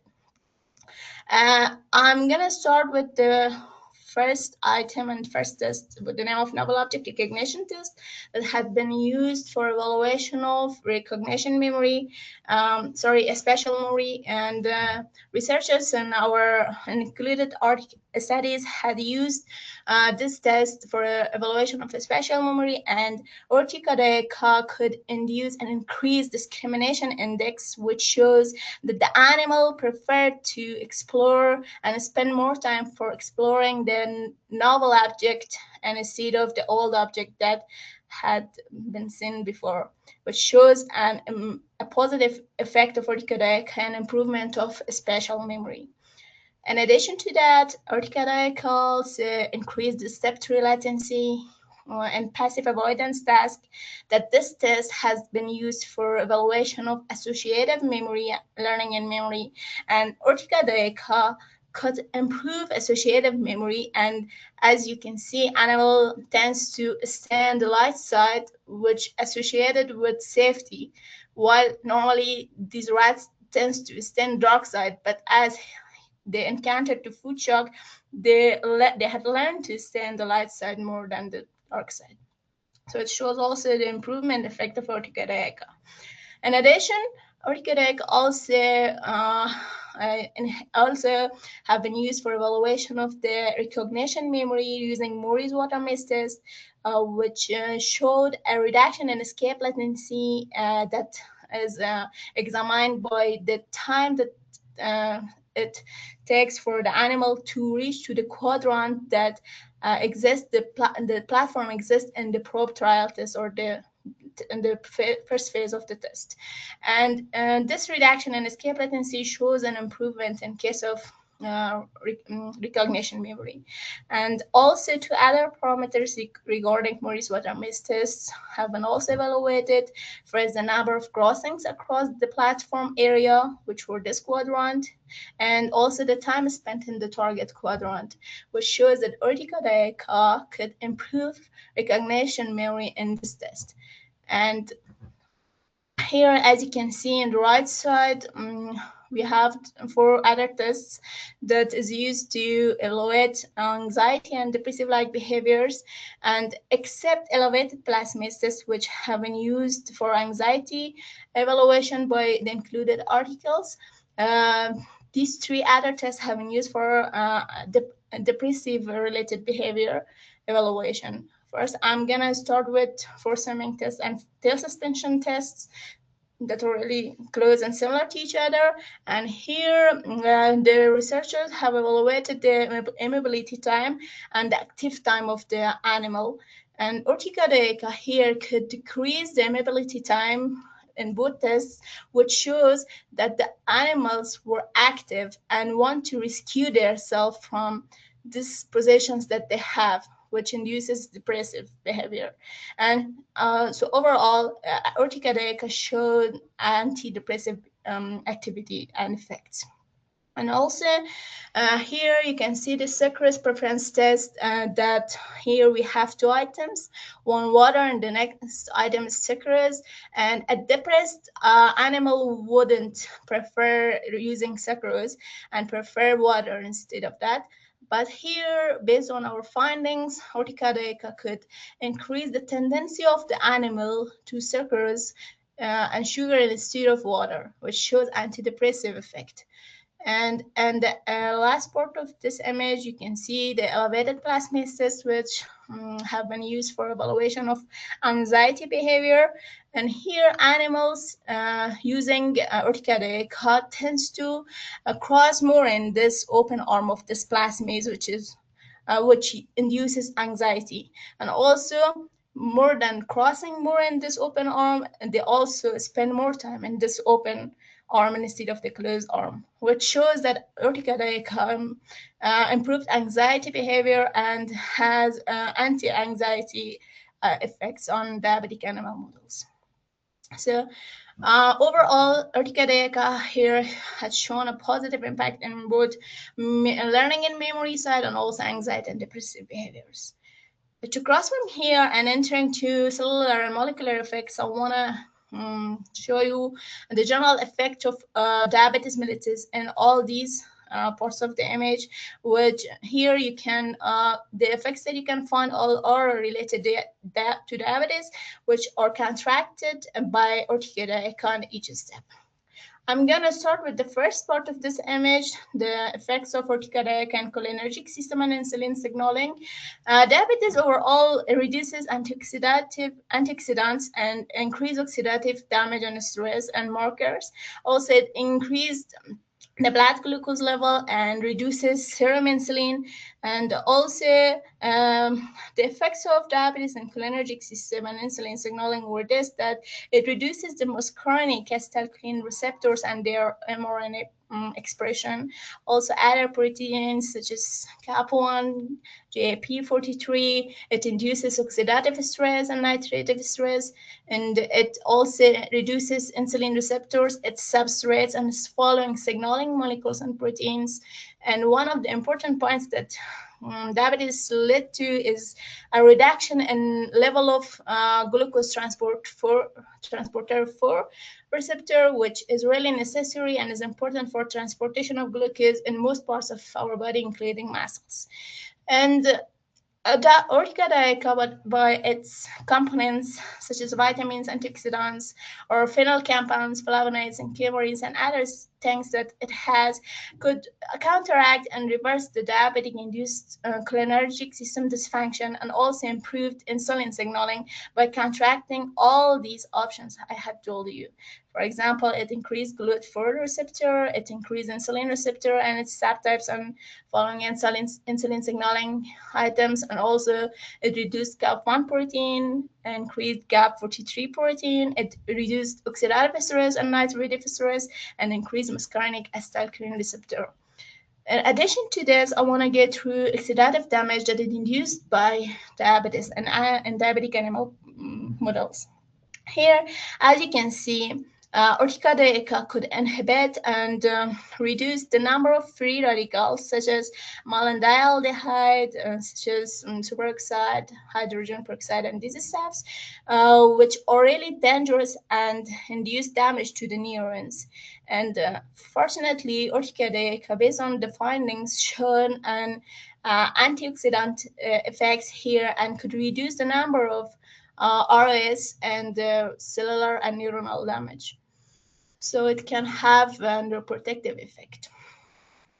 And in this part of this image, you can find out the effects of diabetes and diabetes mellitus in case of neurodegeneration and neuroinflammation. Diabetes can increase the range of tumeric risk factor alpha, interleukin beta, and these stuffs, as I have told you before, and also it reduces the antioxidants such as catalase, superoxide dismutase, and these items, that all of them leads to increase in cognitive dysfunction and synaptic impairment, as you can find out by reduction in the number of and level of these items that are important for brain activity. And also it leads to a high apoptosis level and impaired autophagy, and also cause a reduction in case of neurogenesis, which is really important in case of new formation of the damaged neurons. And moreover, also diabetes lead to an induction of nitric oxide and disable nitric oxide substrate and radicals, which induce DNA damage. And all of these effects shown that diabetes induce neurocomplication and neurodegeneration. And urticaria, on the other side, could reverse all these effects by improving cognitive function and reducing synaptic impairment.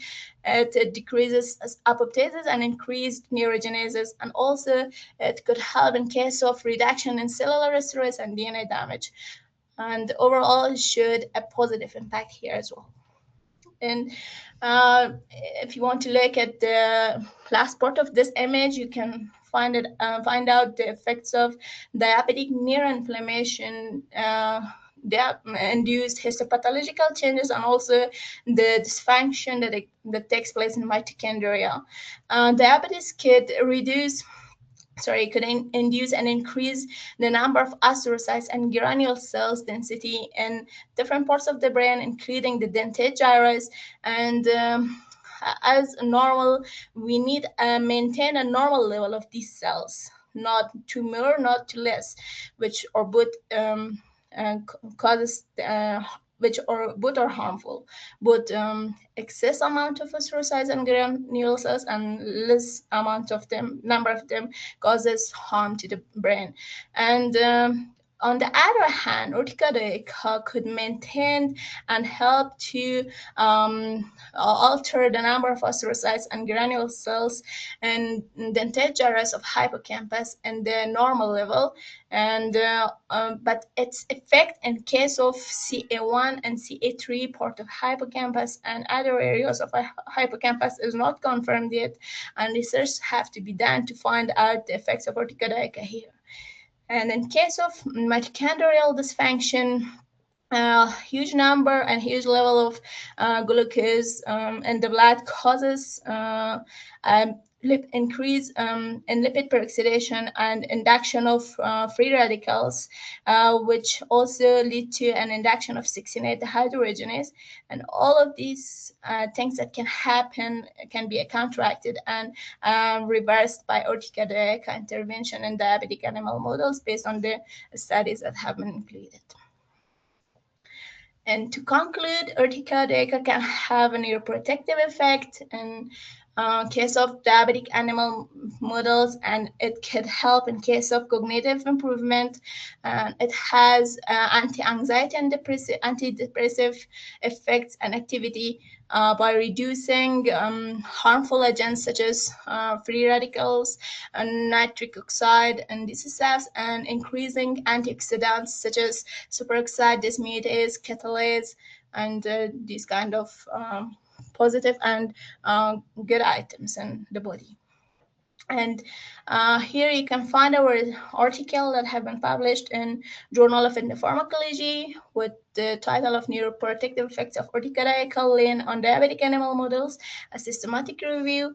And here I want to thank to my team members that they strongly stand here in Afghanistan, where educational is really severely restricted for girls, and they had to stand with dedication and perseverance and did this powerful work and job, and for Afghanistan and for all over the world. And I'm really thankful for your attention here, and I'm here to answer your questions if there is any. Thank you so much.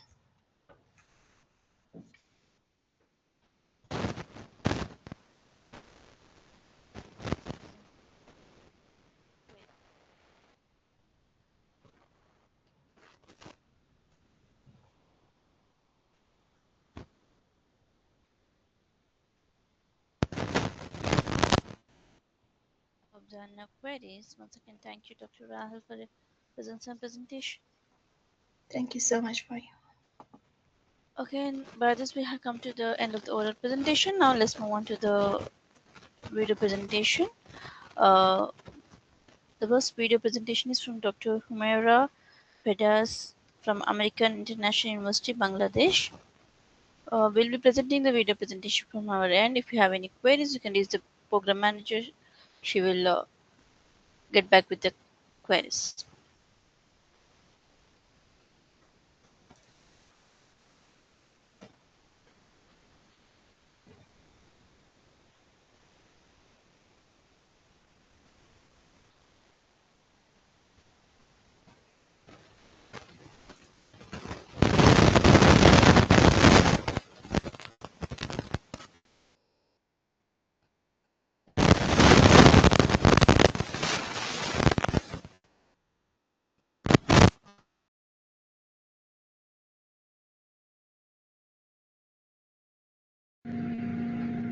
Welcome to the presentation of biomedical science and research for lower and middle income countries from public health and finance perspective.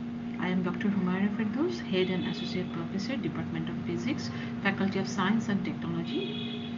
I am also the Deputy Director and in charge of Center for Biomedical Research, CPR, of Dr. Anwarul Abidin Institute of Innovation of American International University, Bangladesh.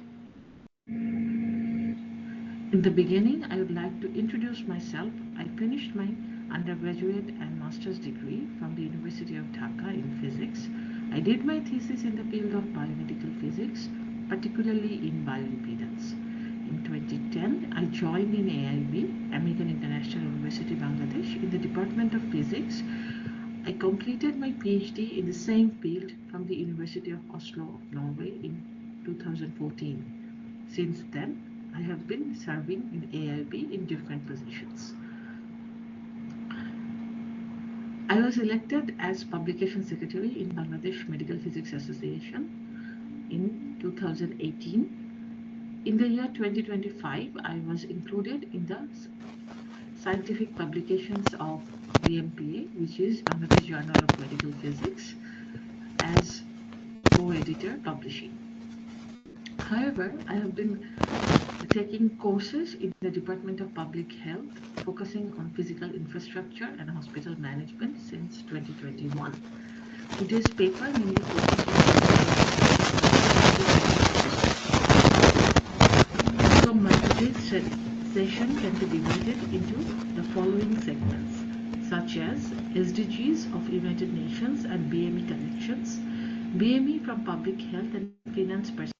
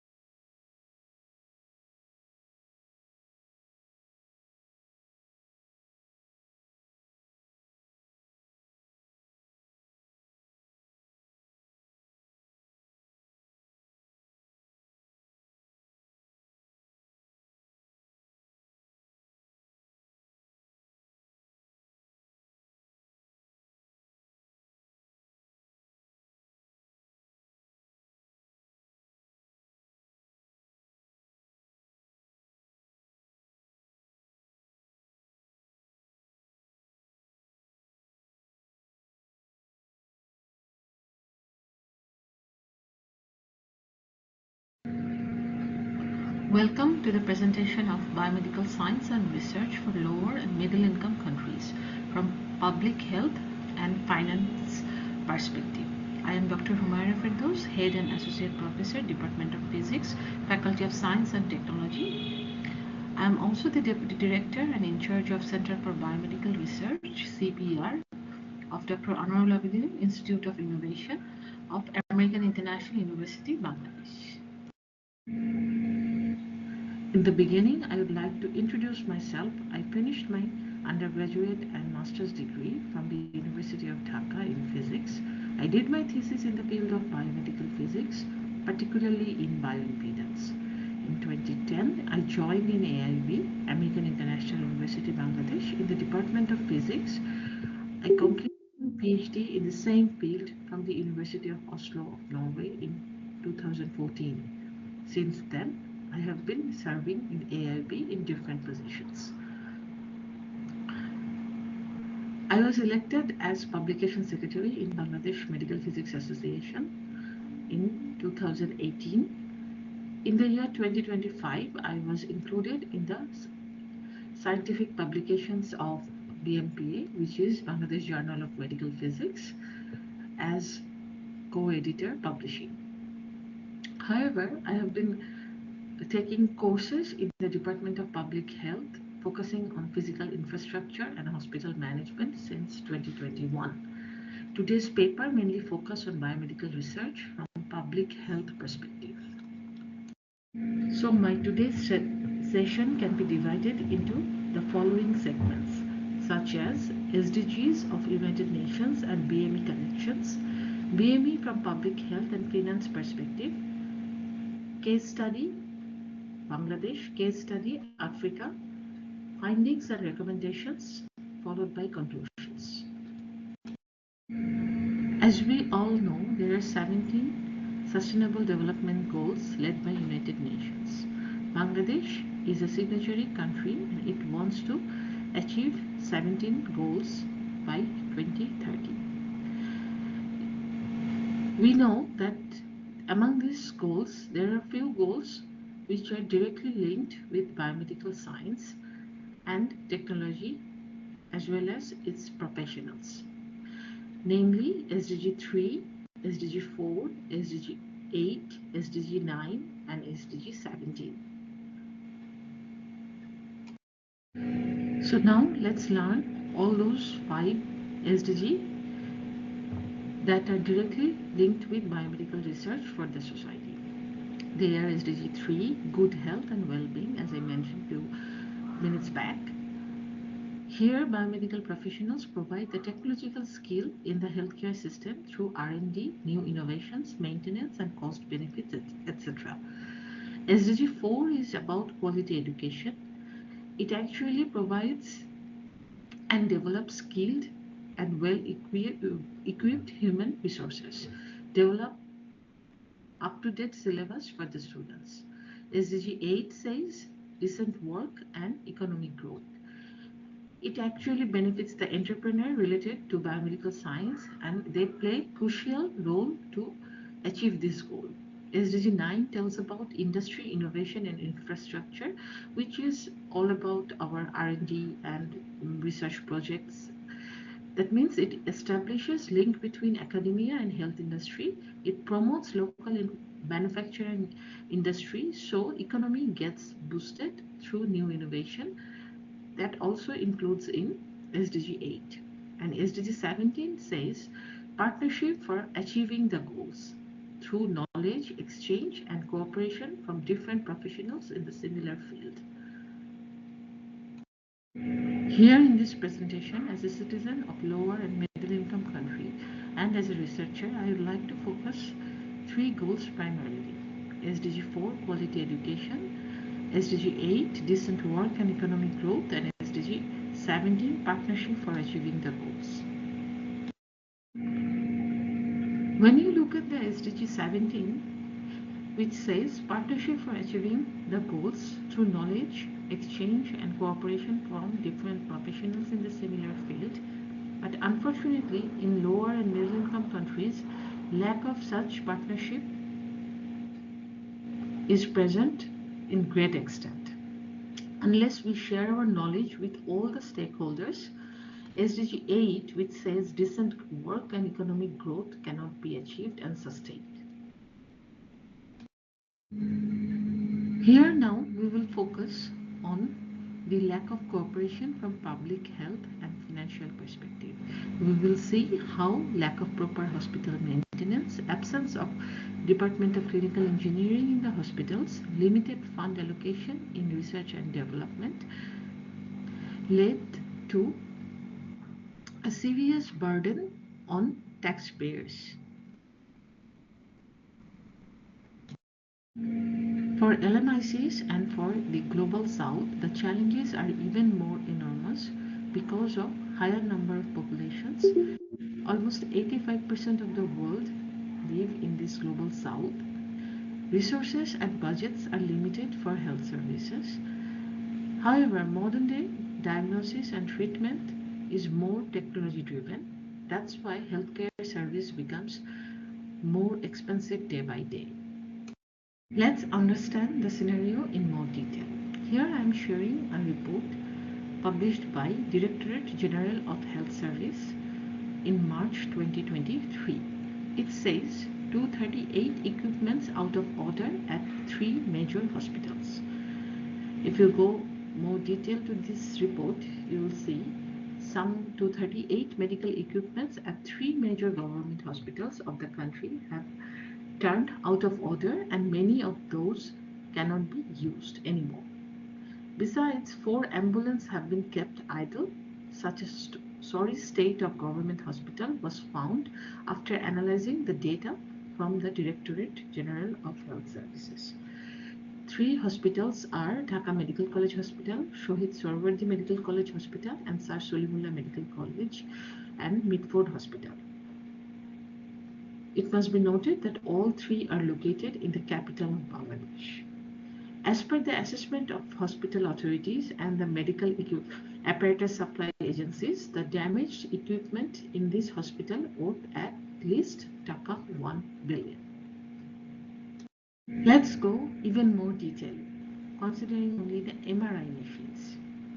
Another report published in a daily newspaper, the Business Standard, it says broken MRI machines add to patients' miseries. In this infograph, you can see government hospital lack functional MRI machines. Chittagong Medical College Hospital. Chittagong is another port city of Bangladesh. It is one of the most important city of Bangladesh. Huge amount of people live there. Chittagong Medical College Hospital machine broken for 2 years. Chittagong General Hospital machine broken for 4 years.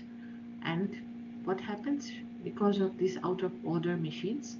People go to the private hospital, and which is expensive, taking their burden. So that means people taking their burden on their shoulder. 8 private institutions in Chittagong offer MRI service. If you go to further, other government hospital with broken or no MRI machines include Dhaka Medical College Hospital, National Cancer Research Institute and Hospital, Shohid Sheikh Abu Nasser Specialized Hospital, Khulna, Rangpur Medical College Hospital, Gopalganj General Hospital, Manikganj 250 Bed General Hospital, Rajshahi General Medical College Hospital. So patient forced to seek expensive private services, cost of MRI service, if you compare in the government hospital, it is only 1500 taka to 3000 taka is the currency of Bangladesh. And if you compare this with private hospital, you see it costs 9000 taka to 1 lakh, almost 30 times increase.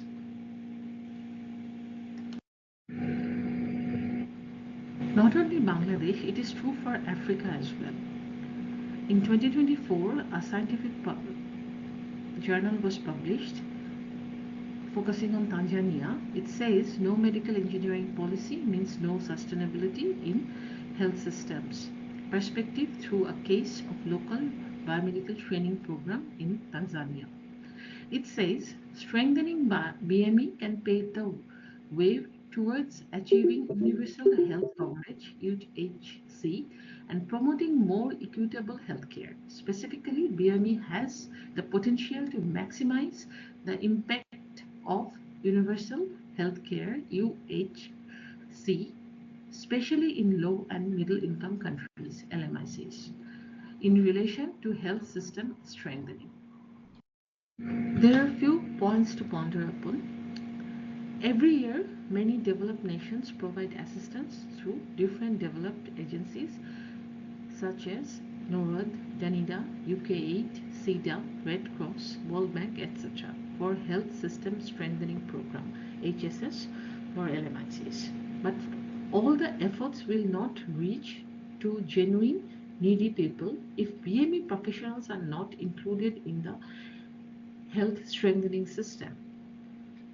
This will multiply the cost of healthcare service, as shown in the current study, will create severe burden on the people because there is not enough manpower to handle and repair those machines.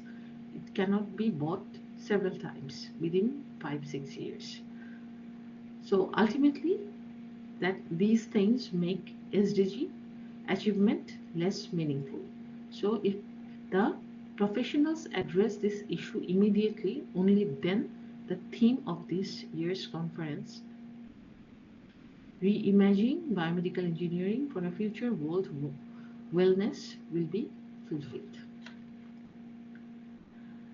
So, if you have any questions, you can send me to my email address, which is hfirdaus@aib.edu.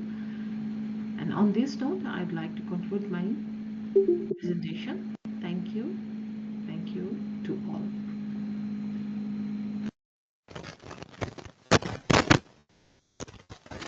Well, this presentation is from Dr. Myra. If you have any queries, you can reach to the email address. Okay, now let's move on to the next video presentations from Dr. Mariano Voto from Italian NGO Scisynopsis, Italy.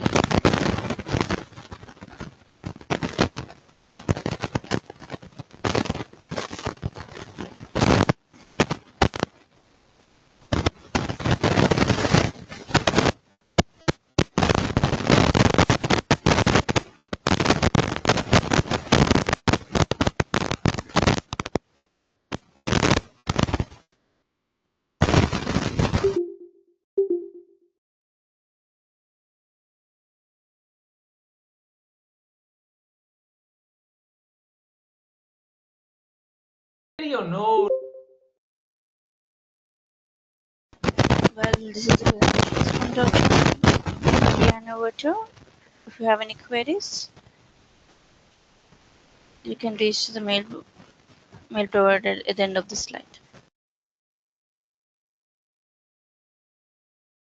to be here with you. It is not so common for the ones who advocate to be invited in this kind of a very relevant high initiative. So thanks a lot for the opportunity. My name is Mariano Votta and I work for a citizens organization called Cittadinanza Attiva, deep involved in health-related issues, an NGO founded in Italy in 1978 and active since 2001 at the European level, thanks our branch called Active Citizenship Network, where I am the director and responsible of the European affairs of the organization. The goal of my organization is to protect the citizens' rights, starting from the patient's right, and to promote the citizens' participation in the policy-making process at all levels, local, national, and European. In my presentation, I'll try to demonstrate to concrete example the role of the so-called intermediate body of the society, patient advocacy group, and civil society organization devoted to health as a common good to be salvaguarded, how we can support and shape public policy with a particular focus on vaccine preventable respiratory disease.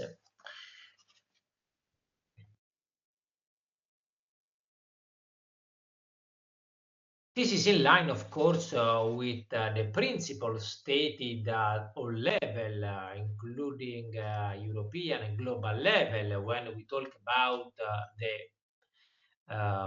the community and civil society engagement on health issues. That is one of the pillars of the WHO strategy, but also at the European level, we can remember what said the former health commissioner talking about the civil society that has a crucial role to play in reaching out to our citizens.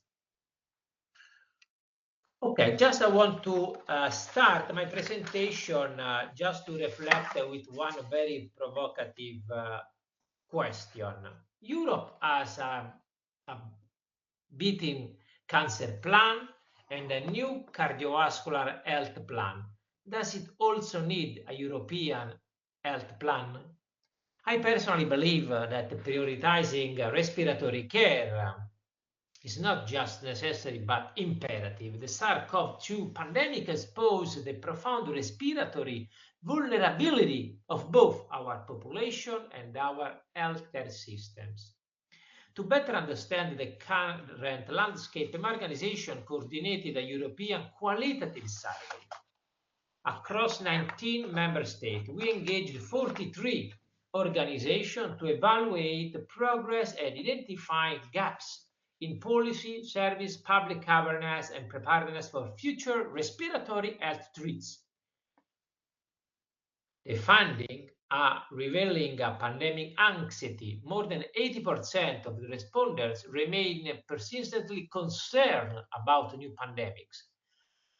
The level of preparedness is very low. Only 28% consider the preparedness of national authorities to be adequate.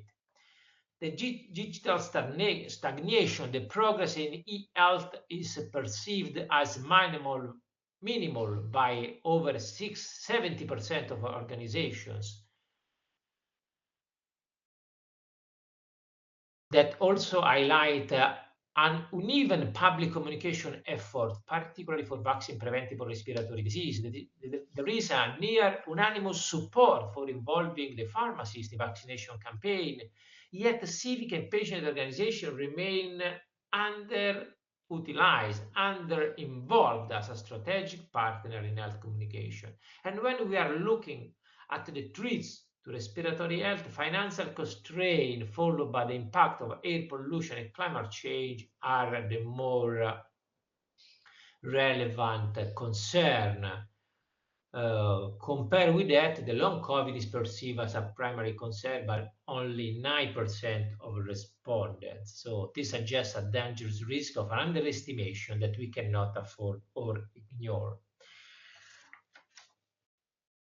In this context, we have identified 3 areas of activity: supporting the health workforce, reinforcing a multi-stakeholder dialogue starting with the Association of the Healthcare Professionals, requiring a stronger institutional accountability. And of course, this is in addition to our core activity, promoting civic activism and deepening civil society engagement. Starting from the first point, supporting the workforce, the European institutions have several ways to improve respiratory health. One is exactly the recent European Parliament document, the report of the European Health Workforce Crisis Plan, that represent a vital opportunity to prioritize immunization within the European health policy. This would emphasize the essential role that the healthcare professionals play in promoting prevention and increasing vaccine uptake. We must remember that the European Year of Skills underscored the severe labor and skill shortages in health sector, also emphasized by the Mario Draghi report on European competitiveness. This crisis does more than just exhaust our workers. It undermines the resilience of the national system and threatens the very vision of the European Health Union, a cornerstone of the European Commission President's mandate. We need to build a stronger European Health Union. Do you remember the speech, the address of the Ursula von der Leyen in 2020? To address this aspect, 42 associations representing healthcare professionals, civil society, association, patient advocacy groups, along with 5 member European Parliament from 2 largest political groups at the European Parliament, have addressed an open letter to the topic to the Commissioner for Health. With this joint initiative led by my organization and RPP Group, we call on policymakers to address the workforce crisis by implementing solutions that prioritize the well-being of health workers by supporting healthcare professional knowledge acquisition and upskilling, particularly immunization, which are probably the main precondition for greater protection of patients' rights across Europe.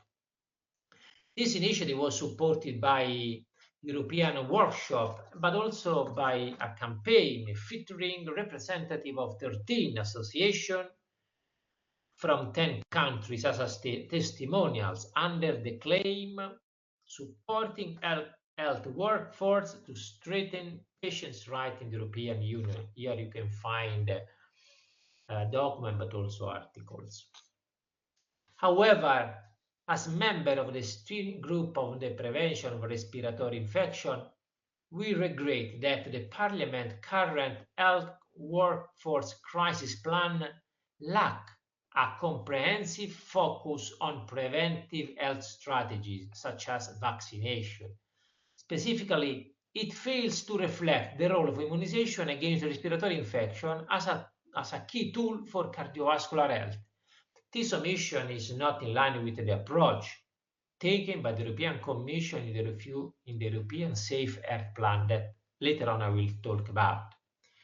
The second aspect, the second pillar of our activity, as already said, it was to reinforce a multi-stakeholder dialogue, starting with the Association of Healthcare Professionals. Also because talking about health workforce support, the paradox is that despite having common goal to be reached, to be achieved, health workers associations, civil society, and patient advocacy groups not are always in contact with each other for cross-cutting health-related issues. To overcome this, a more robust and structured dialogue is crucial. Responding to the current burden of respiratory disease in the European Union, we launch a collaborative initiative, the European Working Group on Respiratory Care, co-organized by Active Citizenship Network, an organization, and RPP Group. This expert-driven platform brought together EU-level scientific societies, healthcare professionals, and national patient association. And we met several times. As you can see, our mission was clear: to move beyond the silos, share best practices, and shape a truly integrated European respiratory health strategy. We want to ensure that respiratory health is no longer a footnote, but a central pillar of European public health planning, rooted in prevention, equity, and resilience. The result of this collaboration was a call to action featuring 11 evidence-based recommendations. These are designed to ensure that respiratory health is fully embedded in a unified European framework for infection control, providing better protection for the health rights to European citizens. Our proposal focuses on four strategic areas: prevention and early detection, improved access to treatment, equitable access and support for vulnerable population, public awareness, and healthcare workforce upskilling. These recommendations are not just technical points, they are the necessary tools to better protect the health rights of every European citizens. Also, in these cases, we have to amplify this recommendation. We have supported this message through a dedicated initiative like training session plus a communication campaign called Advancing Respiratory Care Across Europe, launched initially only in English language. The campaign, in occasion of the European Immunization Week 2026, it was also translated in 9 European languages, making it accessible to citizens across the member state. And you can find some examples. The initiative was a collective effort involving 13 national patient advocacy groups. Together, we spoke with one voice, calling on the European Union to take the next logical step: the development of a comprehensive European respiratory health plan.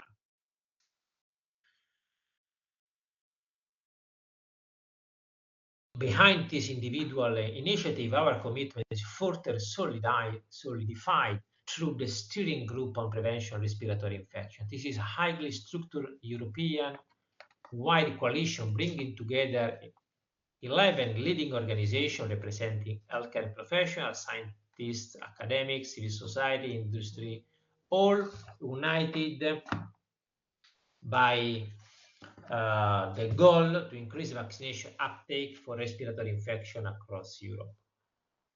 Crucial to our advocacy activity was the manifesto recently published titled Call for a Council Recommendation on Immunization, on the value of immunization against respiratory infection. This document provides a clear, actionable recommendation for both European institutions and member states. It serves as a roadmap to ensure that immunization is recognized not just as a medical act, but as a fundamental pillar of public health resilience and European health security. All this initiative, as you can imagine, allowed us to build a robust repository of articles, even published in an international peer-reviewed journal, but also to um, support initiative, event, public health campaigns, such as, for instance, the prevention campaign carried out during 2025 Jubilee in Rome, entitled Know the Path, Work with Care. In this unique global context, we actively urge citizens and pilgrims alike to monitor respiratory symptoms and seek testing when necessary. This experience demonstrates that when we speak about respiratory care, we are not just talking about policy at European level, in Brussels, in the institutional venue, but about protecting millions of people in their daily lives.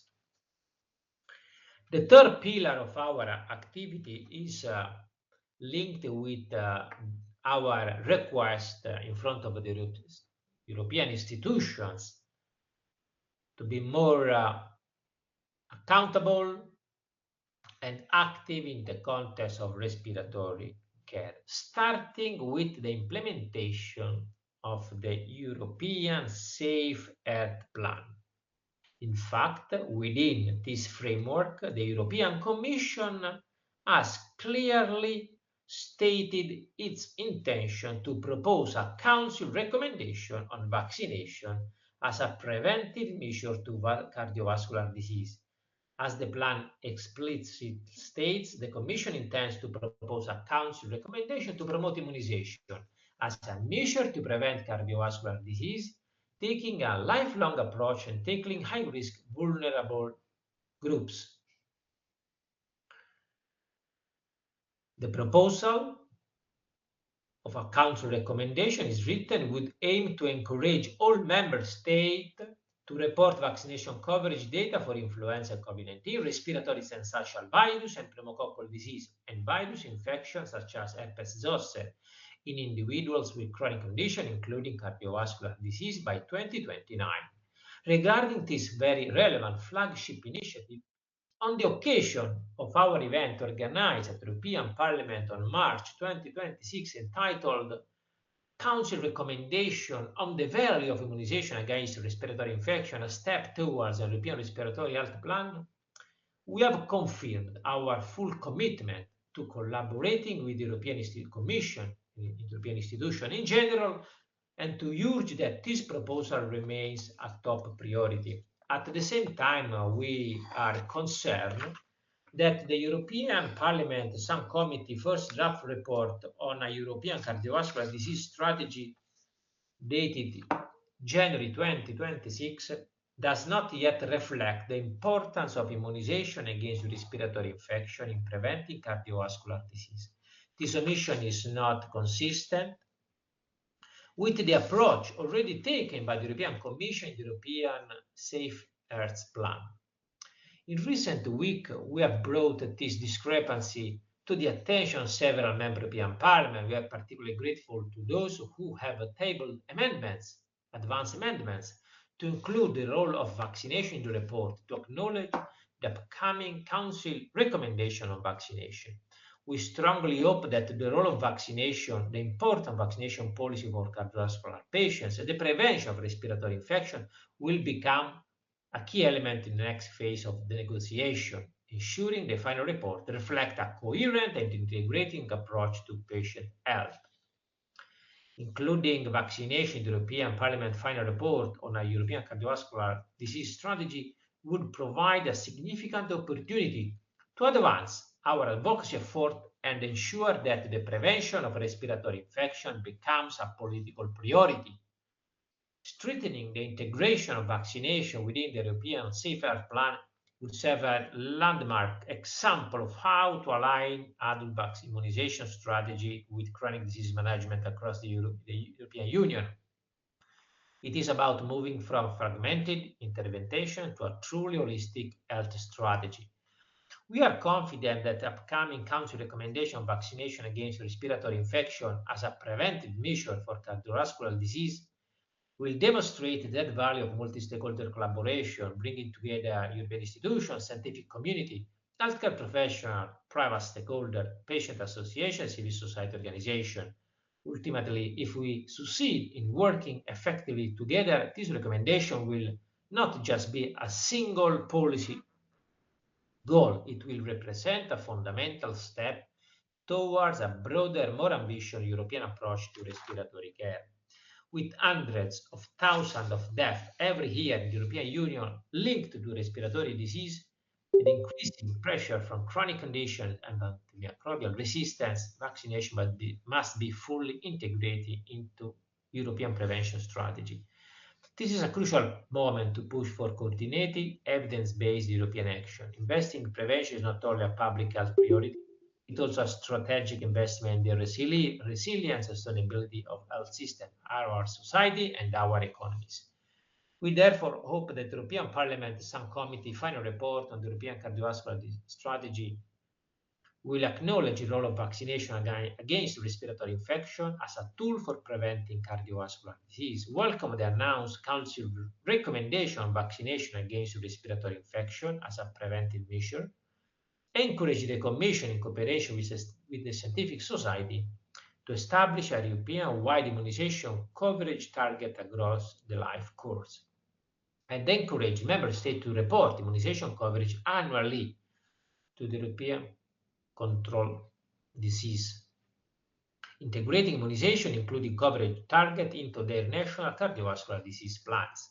For our perspective, the pathways ahead is clear. In the long term, by June 2026, in the short term, by June 2026, the European Parliament will vote on the motion for a resolution on European cardiovascular disease strategy. We hope that members of the European Parliament will support amendments that highlight the important role of vaccination policy in prevention. In the medium term, hopefully well before the end of this mandate, the Council recommendation on vaccination against respiratory infection should be adopted. As a civil society organization, we stand ready to contribute constructively to this process. And in the long term, we should move toward the ambitious objective of a European respiratory health plan in the next mandate.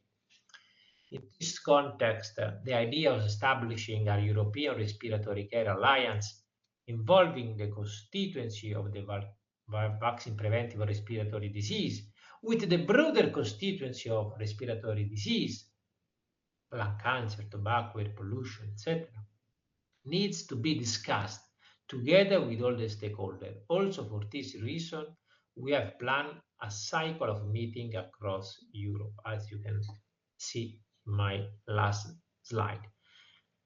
Because being both concrete and ambitious is essential for those who believe that health is one of Europe's most important common good to be protected. As patient advocates, experts, and institutions, we have a unique opportunity to shape a policy that saves lives, reduce hospitalization, and address one of the most underestimated health burners in Europe. The voice of patients must remain at the heart of this process.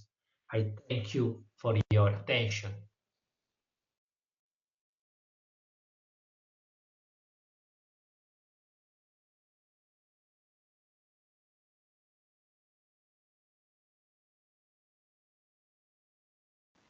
Well, that was presentation from Dr. Maria Nevoto. If you have any queries, we can reach to program manager or Maria Nevoto, the email address. Now let's move on to the last video presentation. It's from Dr. S. Surya from Savita School of Law, India.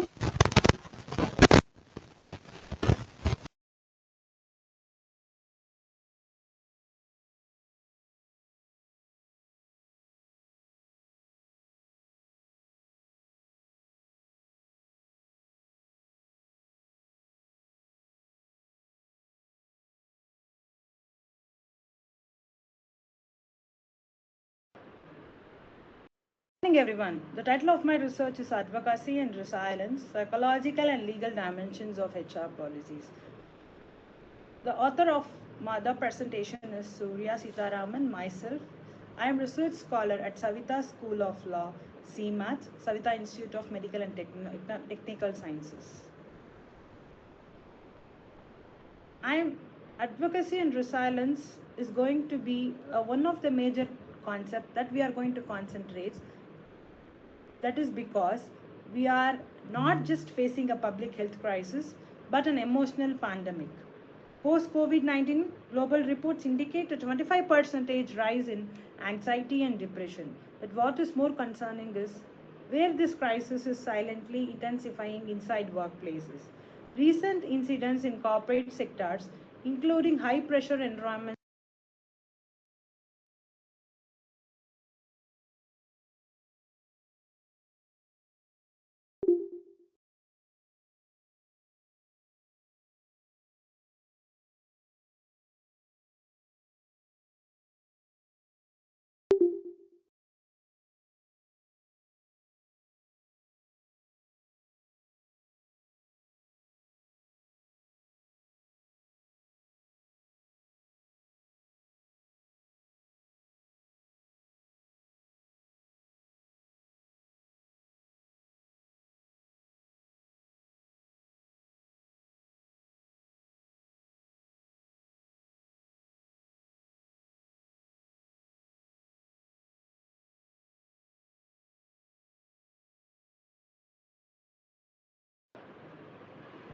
Good morning, everyone. The title of my research is Advocacy and Resilience, Psychological and Legal Dimensions of HR Policies.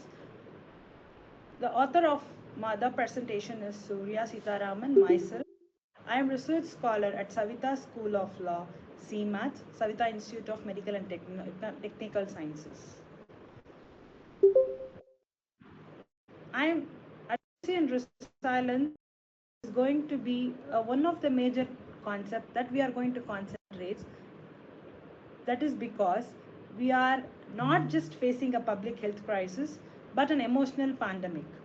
Post COVID 19, global reports indicate a 25% rise in anxiety and depression. But what is more concerning is where this crisis is silently intensifying inside workplaces. Recent incidents in corporate sectors, including pressure environments like IT and multinational firms, reveal a troubling pattern. Young professionals, especially women under 25, are experiencing extreme stress, burnout, and emotional instability. Yet, despite this reality, HR policies remain largely administrative, focusing on productivity, not psychology. Can organizations truly thrive if their people are mentally struggling? The core problem here is the fundamental gap. Psychology deals with emotions, cognitions, and behavior. Law provides structure, rights, and accountability, but in current HR system, these two dominates operate in isolation. This disconnect leads to workplace conflicts, emotional distress, poor job role alignment, and in severe cases, deviant behavior or self-harm. The research vision of is bridging law and psychology. My research proposes a shift from traditional HR to new model I call the psychologist approach. A system where psychological insight and legal framework work together to create emotionally resilient and ethically governed workplaces. So the major research focus in this study includes the women employees across MNCs and government sectors within the Chennai metropolitan region. Why women? Because workplace stress is often amplified by gender-based expectation, power dynamics, and emotional labor. So, in my research, I am going to insist upon creating my literature review where the secondary data has been utilized or taken from ancient Indian frameworks like Purusharthas and Guna theory, modern psychology including Maslow hierarchy, legal systems such as Mental Health Care Act 2017, and global standards in psychology and public policies. This combination allows us to view workplace behavior not just a performance but a human ethical and legal phenomenon. Some of the major gaps that has been identified in my research includes the policy inefficiency, emotional factors are ignored in HR decisions, regulatory deficit, legal frameworks lack proactive cooperative mental health accountability, methodological gap, no use of cognitive or neurogenetic profiling in recruitment or conflict resolution, law question gap, no integration of legal awareness into employee psychological assessment. The research innovation, where the neurogenetics is one of the most unique aspects of this study, is the integration of neurogenetic profiling, which examine three key genes, SCL6A4, linked to anxiety and emotional sensitivity, COMT affects decision making under stress, and MAOA were associated with emotional regulation. Findings show that biological predisposition significantly influence workplace stress responses. This means stress is not just situational, it can also be biologically influenced. The major hypothesis generation from my research includes three hypotheses. That three hypotheses includes the neurogenetic profiling aspect, the psychological aspect, as well as the job fit optimization, where the neurogenetic prediction includes the profiling of SLC6A4, COMT, and MAOA genes significantly predicts predisposition and emotional resilience in women employees within corporate environments. My second hypothesis concentrates on model effectiveness that includes the aspect of psychology and law model. There, the implementation of psychologics model reduces workplace conflicts more effectively than traditional administrative HR. And the third hypothesis includes job fit optimization. The HANA-based job specification combined with cognitive profiling significantly improves employee job fit, thereby reducing long-term mental fatigue and increasing organizational productivity. Now we are going to look into the aspect of how these genes SL6, C6A4 and COMT, MAOA as well as some of the major approach that we are going to implement in our research is both mixed method approach that includes qualitative analysis, quantitative data framework, clinical test, and integrated framework. In-depth exploration of organizational structure with the sample size of 417 workplace conflict scenario has been created as a case study analysis with the thematic coding, and we also include for genetic data valuation and to 400 women employees from government sectors under survey. The one of the major key findings of this is the formula derived IQ plus PQ plus LQ is equal to LPF, where IQ is intellectual capability, PQ is psychological resilience, LQ is legal awareness, and LPF is legal psychology function. This equation redefines employee evaluation beyond skills to include emotional and legal intelligence. The SETA framework is the second foundational framework that we have identified in my research in order to have the aspect of safety, equality, ethical governance, tranquility, humanity, and awareness status. This framework transforms HR into a system that prioritizes dignity, empathy, and mental well-being.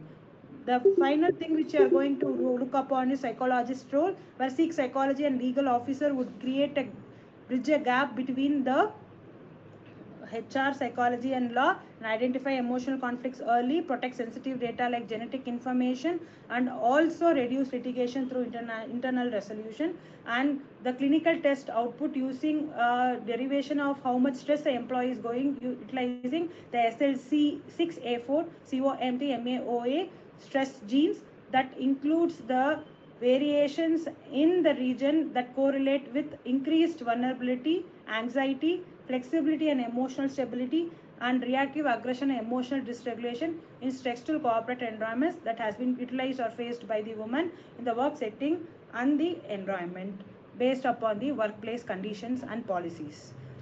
So one of the major formula derivation from our research includes the stress scales and WSCI. The stress scale includes the calculation of the stress that we have obtained from the clinical test, which we are going to interpret in the terms of formula to derive the quantitative measure of the stress of the employees. And the WSCI scale is nothing but an inventory matrix that includes the weighted stress correlational inventory matrix that can idealize in distributing the humans based upon the stress level that we obtain from stress predisposition index. The SPI has the formula that is summation of G into E by R, where summation of sum of genetic makers such as SLC6A4, COMT, and R includes the psychological resilience factor, EQ plus coping mechanism, and E includes the environmental stressors, magnitude, workload role conflict, and outcome will be the quantifying individual vulnerability to conflict stress. Whereas workplace stress conflict inventory includes the F into D into I into DT formula, where F is the frequency of conflict incidents, intensity of emotional impact, D is the duration of conflict resolution cycle, and DT is the time interval of observations. Some of the major research data analysis that we have obtained in this research includes the aspect of analyzing the output that we obtained from the research analysis using the formula or the SPSS tool that includes strong negative correlation. Emotional intelligence and stress showed a correlation of 0.72, higher EQ is equal to lower stress. Behavior patterns where MNC employees showed avoidance behavior of 64%. Government employees includes the corporate behavior of 42%, and conflict resolution insight includes the proposed psychological model could have prevented 82% of workplace conflicts if applied early. Now we are going to look into the guna dynamics, that is psychological insights and guna theory. The study also integrates guna dynamics, sattva, rajas and tamas. Sattva includes balance and clarity, rajas includes activity and ambitions, and tamas is inertia and fatigue. Understanding these helps includes the HR to personalize role, manage emotional behavior more effectively. And some of the major psychology and legal officer includes bridging HR psychology and law, identify emotional conflicts early, ensure legal compliance with mental health rights, protect sensitive data like genetic information. Now we will look into the psychological discussion in the legal dimensions, where mental health is not a wellness issue, it is a constitutional right. Under Article 21, the right to life includes dignity and mental integrity. Organization must recognize mental health as a legal obligation. Some of the major policy recommendations that can be included in this theoretical contribution is amend the Mental Health Care Act to include corporate accountability, mandate psychologists' role in large organizations, introduce mental health audits in HR system, align Indian policies with global psychological law standards. Some of the legal psychology as a new interdisciplinary field can be introduced, integrates neuroscience, law, ethics, and organizational behavior. Some of the practical implications or applications that can be implemented in this research includes job specification engine, matching personality and cognition to roles, conflict resolution algorithm, step-by-step emotional and legal intervention, stress monitoring system, real-time evaluation based on genetic and environmental factors. In concluding terms, this research calls for a paradigm shift from administrative HR to human-centric, legally informed psychological awareness governance, because employees are not just resources, they are individuals with emotions, rights, and biological complexity. Some of the major limitations of my research includes study limited to Chennai region, focused only on 3 genetic makers, requires long-term validation. The final thought of my research includes if organizations want sustainable growth, they must invest not just in skills but in mental resilience and human dignity. Because the future of the work is not just intelligent, it must be empathetic, ethical, and legally consciousness. Thank you. I welcome your questions and insights.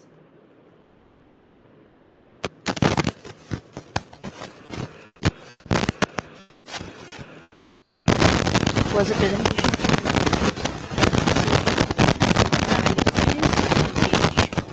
program manager or the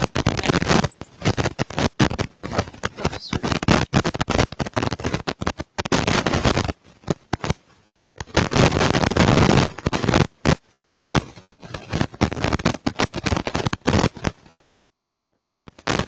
So by this we have come to the end of the virtual conference,